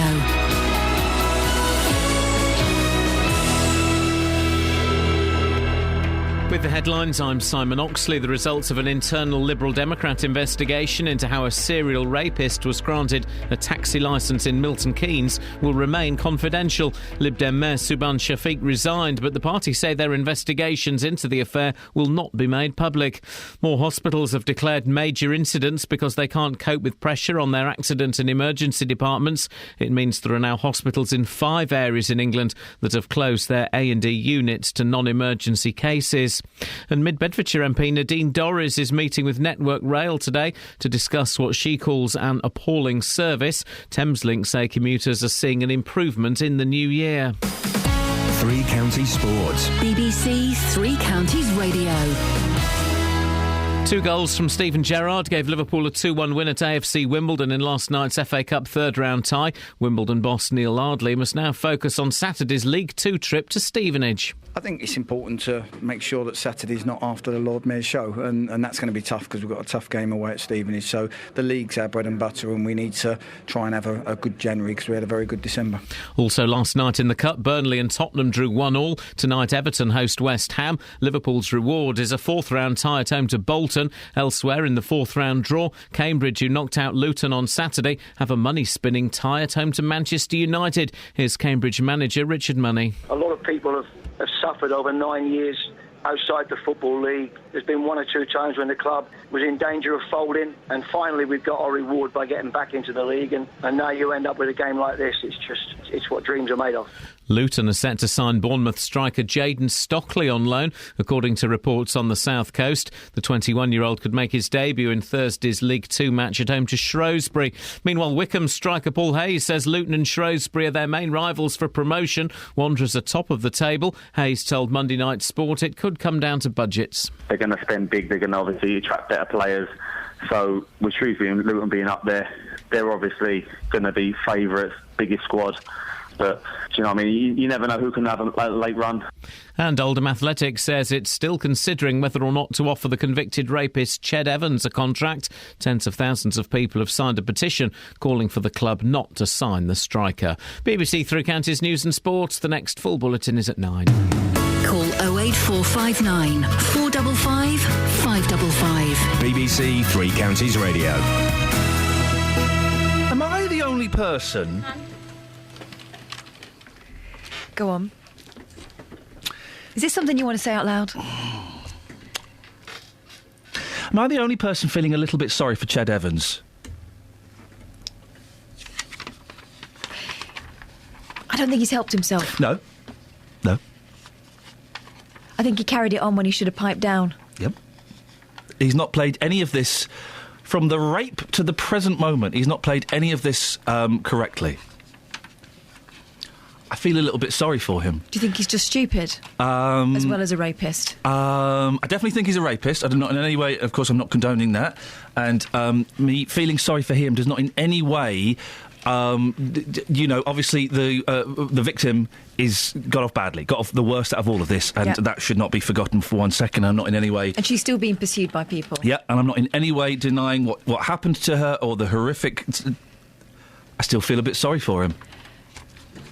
And I can't... I don't. I think he's remorseless. I don't think he understands what he did. Well, he doesn't think he did it. He's appealing through the courts because he wants to clear his name.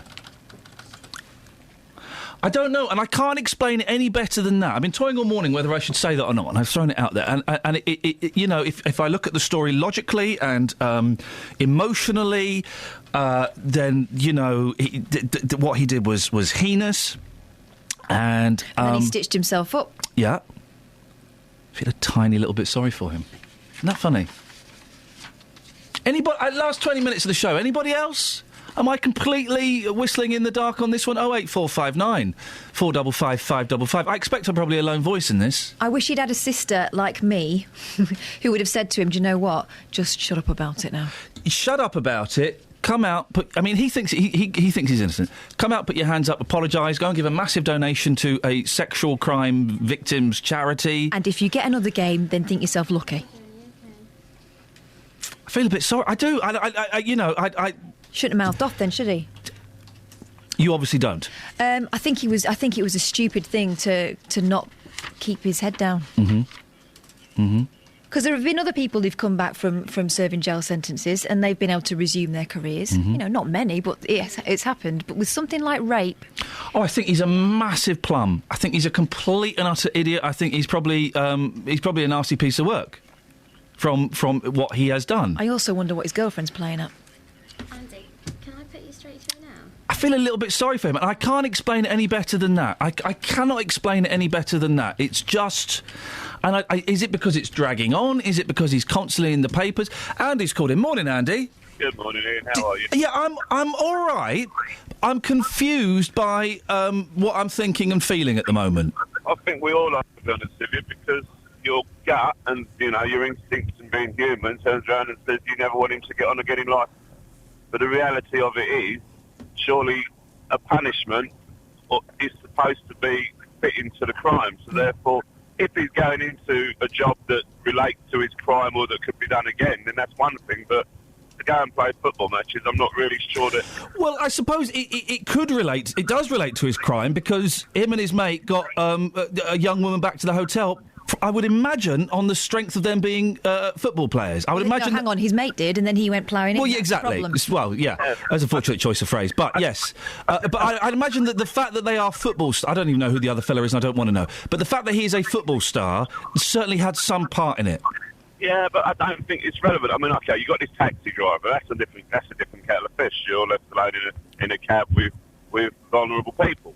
You know, and that's a different kettle of fish. When you're talking about the footballer, if he can't return to his profession, then there's nothing for him to turn back into crime. Do you see what I mean? Oh, I don't know. I don't know whether there's anything to suggest he'd carry on being a rapist.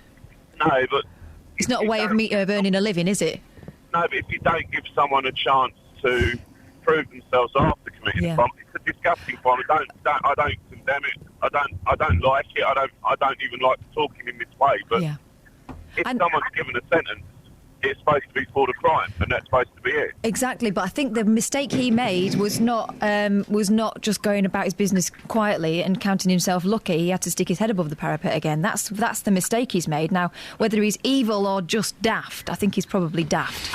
I think he's dumb. Andy, listen, I appreciate you calling in quickly. I've just thrown that out as a thought. That might be why you feel sorry for him.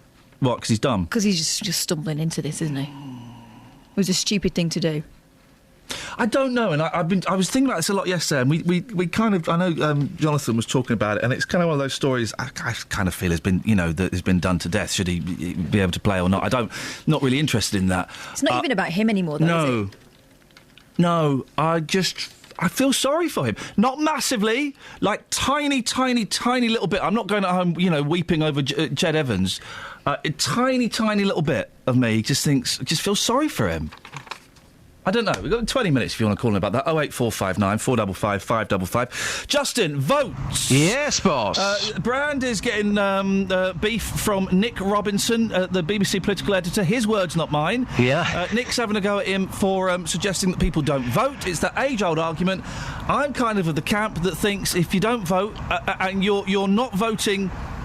If you're not voting out of laziness, that's one thing. If you're not voting as a political gesture, I think that's an acceptable protest. I just think in this country, if you've got the privilege to vote, you should be going out and voting. And secondly, if you don't vote, why then moan about this country? You hear it all the time. So I've been on the streets this morning, getting some reaction to this, asking people if they vote. This first guy coming up here is absolutely priceless. So here's what's been going on the streets this morning. Rory, do you vote? No. Tell me why you don't vote. Because I don't have to. You've never voted? No, never in my life. Do you not care about this country? Yeah, I care about the country, but... You just don't want to vote? Yeah. So one final question to you. Yeah, go on. This is the point we're trying to get to this morning. So somebody who doesn't vote in this country, you never moan about things not being great? No, never. Because it ain't going to be great, is it? That's life. Okay. Joy, let me ask you this. Do you vote, and do you always vote? Yes. Tell us why you vote, because other people I'm talking to this morning saying, I've never voted, and I never will do, it's my choice. So why do you do it yourself? Well, you want the party of your choice to get in, don't you? Otherwise, there's no point in it. I mean, if everybody said that, there would be no votes at all, would there? And just lastly, these people that don't vote, that continue to moan about our country, have they got any right to moan, bearing in mind they can't be bothered to vote? No, they haven't, have they? They should vote if they, for the party that they think is the best, shouldn't they? Otherwise you can't moan, can you? So I just want to know, do you take the opportunity that you've got to vote in this country? No. Tell me why. Come on, be honest. I've never been into politics. Surely you care about your country, don't you? I do. So you don't feel guilty for not voting to try and make a difference to your country? I know I should, but at the end of the day, I haven't done it for years. When was the last time you voted? Probably back in 2000. Wow, as long as that. I just want to play the start of that again, Justin. Because that first guy, you didn't rate him, did you? No. Right. I think he's a genius. Go on. He sums it up perfectly. I've listened to... Right, so this is the beginning of your piece. Rory, do you vote? No. Tell me why you don't vote. Because I don't have to. Ladies and gentlemen, that man has just described democracy. He's just described democracy. Why don't you vote? Because I don't have to. Yeah, but beautiful. It's almost like it's an arrogant tone. We're not in North Korea. Could Kim Jong-un make it law in this country? Make it law. Go out and vote. Like they do in North Korea. Yeah, you have to go out and vote. That's not democracy. I guarantee you that person, and he denied it this morning, but week in, week out, he'll be moaning about what a state this country is, but he has given up his opportunity to try and make a difference because, and I think from the tone of his voice you'll agree, he can't be bothered. Listen, this is Great Britain. We're all entitled to a moan. That's what we do. We moan and we queue. Not if you don't vote. Yeah. No. That's freedom, Joss. It's freedom. This is what Justin wants. This is what you want, comrade. You want us all forced down there to vote for the same person. Not the same person. Unbelievable. It's your choice. You can choose who you want to vote for, but come on. It's a privilege to vote in this country. Go and do it. Laying on the sofa watching Jeremy Kyle. Go off your backsides and go and vote.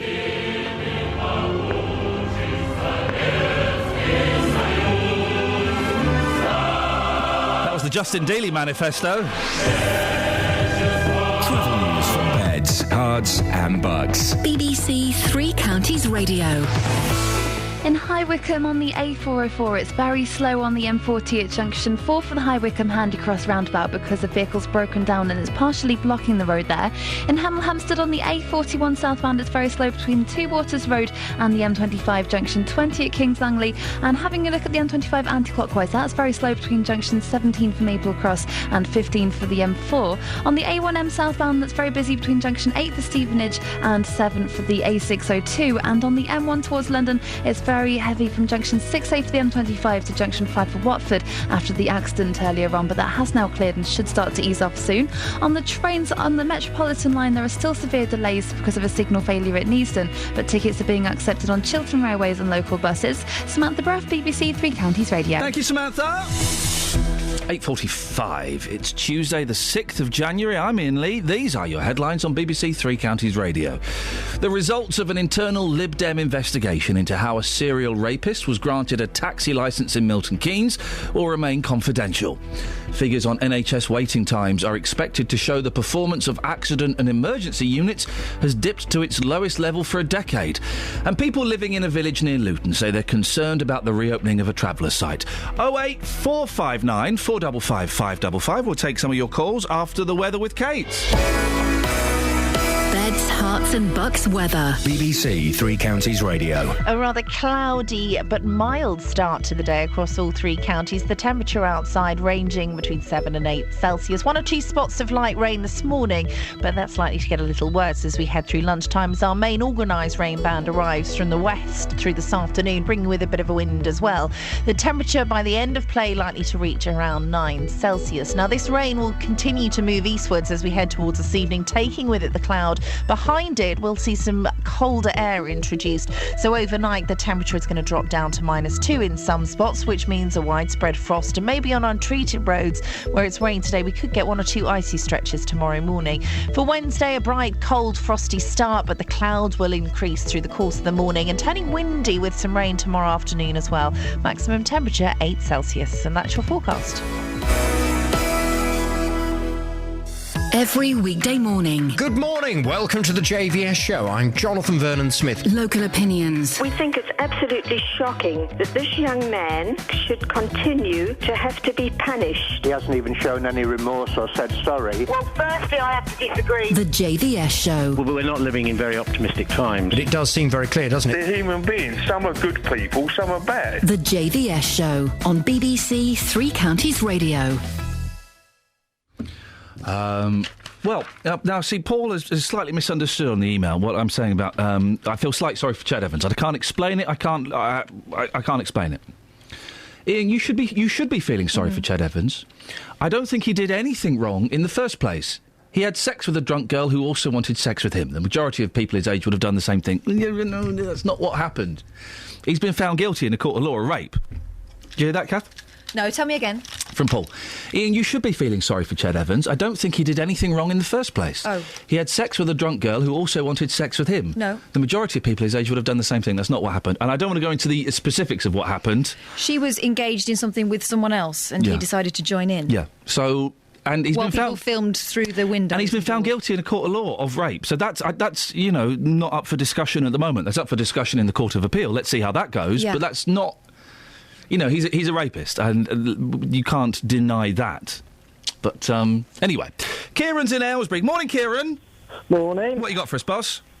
Yeah, on the voting thing, there should be a box on the actual voting slip so you could register a protest vote. Oh, yes. Like in Brewster's Millions. None of the above.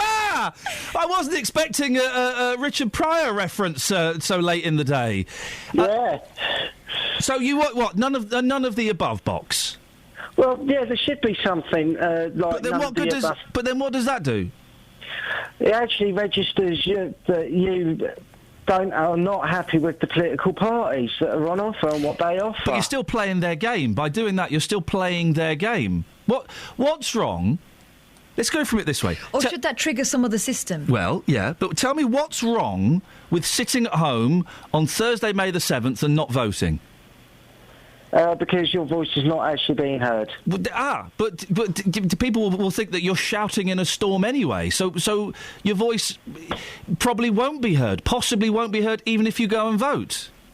Yeah, but at the end of the day, at least you voted. At least then you can moan and groan about the state of the political system. But you can still moan and groan. This is what I don't get. I think, and with the greatest respect, I think it's a slightly ill thought out argument to say you can't moan about the political system if you don't vote, because that could be perceived as your moan. Your protest is, I'm going to stay at home and I'm not going to go and tick a box. I'm not going to play their game because they don't speak to me. I'm not saying that's what I think, by the way. I'm just putting it out there that I can appreciate that as a relevant protest. Yeah, but if there's a box there to register that you don't believe in any political party, then the political parties will then... Well, they're not have to listen to Well, you. no, they wouldn't, would they? Kieran, we're kind of going round in circles. Can someone phone up in the last 10 minutes of the show and tell me specifically what's wrong with sitting at home on Thursday, May the 7th and not voting? Here's some text through. Timmy Milton Keynes. I see it as my right to vote if I choose to, and I choose not to. Never have and never will, says Tim. He's made his mind up. I've got to play the beginning of this package that Justin just did for us, because this guy is a genius. Rory, do you vote? No. Tell me why you don't vote. Because I don't have to. That's democracy. He's just summed up democracy. Well done. He doesn't have to vote. It's not the old days of voting when your employers would make you go and vote and they would watch who you voted for to make sure you were voting for them or their mates. That used to happen in this country. It's a democracy. You go and vote, we go and vote. You don't want to vote? Well, you don't have to. Here's what David says. He says, as long as I pay my tax, I've every right to complain. I don't vote. I used to as a young man, but now at 40 I've realised there's just no point. Same face, same suit, different party name. And that's what people think. And he's right. Well done. Of course, if you pay your tax, you've got every right to say... Even if you don't pay your tax, even if you're 14 and you're not paying tax, you've still got the right to say, do you know what? I'm not very happy with things. Haven't you, Dave? No, we're not, are we? Sorry? That answer doesn't fit the question in the slightest. No. All I'm just saying, I don't vote. I haven't voted for years and years and years because I don't trust any of them. The word trust is the answer to it all. If you don't trust anyone, you don't give them a backing, do you? The argument to this, Dave, is that you're trusting everyone else to make the right decision for you. But who can you trust to give you the right decision? Well, you're not joining in, so you're trusting everyone else, aren't you? Well, no, because if you don't trust anybody, like in the politics, believe me, then you don't vote. You don't go and vote for someone who you don't trust. Who do you trust, Dave? Hardly anyone. Now, no, that wasn't the question. The question wasn't. The question wasn't how many people do you trust. The question was who do you trust? But just my family type of thing. Okay. Trust all of them. I bet there's a couple you don't. Yeah. But, yeah. A lot of people don't trust today on this earth. Right, and that's sad, isn't it? Well, it is. It's sad. Oh, just one little thing. Here we go. He's finished that point. We're on to something else now. Yes. This Ched Evans, I quite agree with you, Ian. Well, hang on a minute. Let's hear what you think I've said. No, what you said this morning on the radio. Yep. Regarding Ched Evans, couldn't actually give a definite answer. I quite agree with you. There's something regarding Ched Evans. Give him a chance. But people don't want to give him a chance, do they? Again, that's not what I've said, though. That's not what And I don't know what I'm saying. What I'm saying is, I feel a little bit sorry for him. Yeah, so do I. But I can't explain it like you can't. But that's not unusual for you. It's very unusual for me, as I have a grasp of English. No, it's not. I have a great vocabulary and a working, fully functioning brain. You have neither of those things, so you must be used to that. You're joking, aren't you? Thanks for calling. Stuart in Woburn Sanders sent us a text message. Can you imagine the abuse Evans is going to receive from fans, home and away fans? Yeah. If you want to see some of it, search for Birmingham fans abuse Blythe goalkeeper and imagine how bad it will be if Evans played. Well, he shouldn't get back on the pitch for his own good, says Stuart in Woburn Sanders. Well, that's his decision to make, isn't it? Whether he can withstand the abuse of... Let's be honest, football fans are pretty rancid people, aren't they? Some of the only football match I've been to, Luton versus Millwall. Oh, dear. Some of the racist abuse and the aggression that was being... Oh, it was awful. I felt scared. Where's your Taliban? Where's your Taliban? Wow, they were singing that. That was being... Well, Luton started it off, where's your caravan? Because I think... And then Millwall fired back, where's your Taliban? It's playground, though, isn't it? It's playground stuff. It's horrible. Mark in Bedford says, if an accountant or a radio presenter or anyone else commits rape and is sent to jail, they should be allowed to carry on with their chosen profession. Now, I doubt many people would choose a convicted rapist as an accountant, and I doubt the BBC would employ one. Evans should be allowed to be a footballer, but must accept that many will choose not to employ him, either through disgust at what he's done or because public opinion sways their choice. Well, and again, we're last few minutes of the show, we're kind of veering towards the should he be allowed to play or not, and that kind of was a discussion. I don't know the answer. I don't know. All I'm saying is, I just feel a bit sorry for him, and I can't express it any better than that. I can't. Is it because the whole nation is against him? Is it because he's such a complete idiot that's in denial? Is it because... I don't know why it is. I don't know. Mark's in Bletchley. Morning, Mark. Mark? I am. Mark, do you feel sorry for Ched Evans? Well, what they should be making the decision based on is his actual football ability. Now, I support Man City, so it's not played for him for a couple of years now, but I actually used to see him play, and he is a good player. But what I don't get is Oldham are basing this decision now about a petition with 30,000 people have signed. But it's a business, isn't it? Football's a business. So if 30,000 of... I believe Oldham's a relatively small team. If 30,000 of their fans are saying, look, if you employ this fella, we ain't going to come anymore, then they kind of do have to listen to that, don't they? Yeah, but they'll be looking at getting a quarter of that number through the gate. Look at their attendance figures. Well, I've literally no idea what they're... But are you saying... OK, well, let's do this for a second then. So whatever the crime he's committed, he should be allowed to play football professionally? At the end of the day, there's a thing called Rehabilitation of Offenders Act. I don't know when this actual offence was. So he's committed a rape. So he's raped a woman. He's had sex with a woman against her will. He should be allowed to play football again. Yeah, also don't forget that although he's been found guilty, you do get miscarriages of justice. And he's appealing it, but we kind of have to go there. Yeah. All right, supposing he'd murdered someone, would a murderer be allowed to go and play football? Well, the thing is, it should just be based around his footballing ability. OK, so someone who's had a paedophile who's murdered a child, should they be allowed to play football professionally? Well, you've had them commentating on football games, haven't you? Sorry? There's been commentators on games, and they actually are going out in front of a bigger audience than what you get at a game. Well, I'm assuming you're referring to Stuart Hall, who had sex with underage people, but he won't be... I mean, I don't know when he's going to prison. He was found out. Yeah, and he would never be allowed on 5 Live again, let's just say, shall we?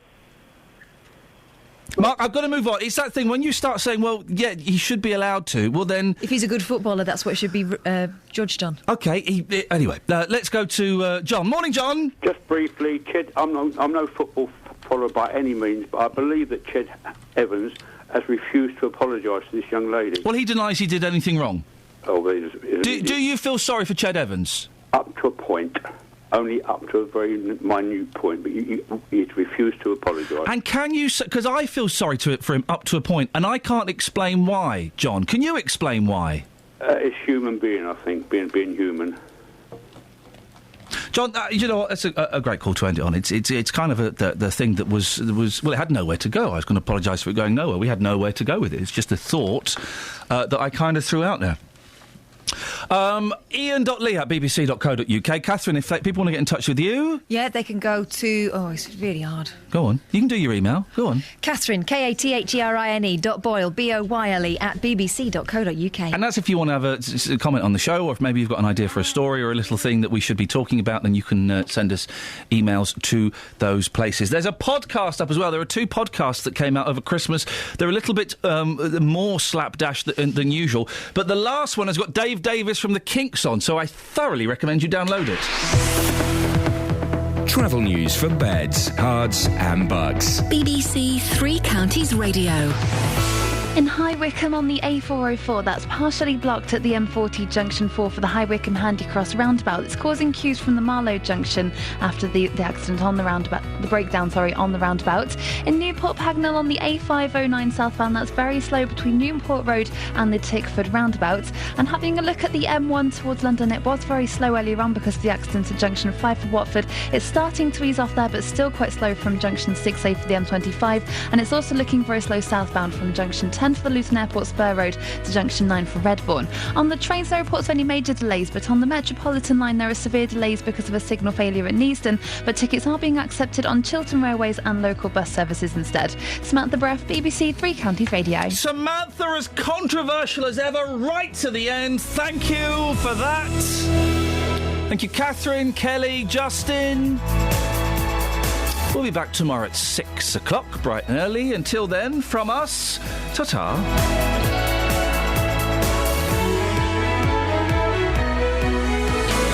Local and vocal across beds, hearts and bucks. This is BBC Three Counties Radio. Thank you, Iain. Good morning. Welcome to the JVS show. I'm Jonathan Vernon-Smith. It's Tuesday, it's 9 o'clock, and on today's Big Phone-In, have you been impressed or disappointed by your local hospital recently? This morning, the NHS will release figures we expect will show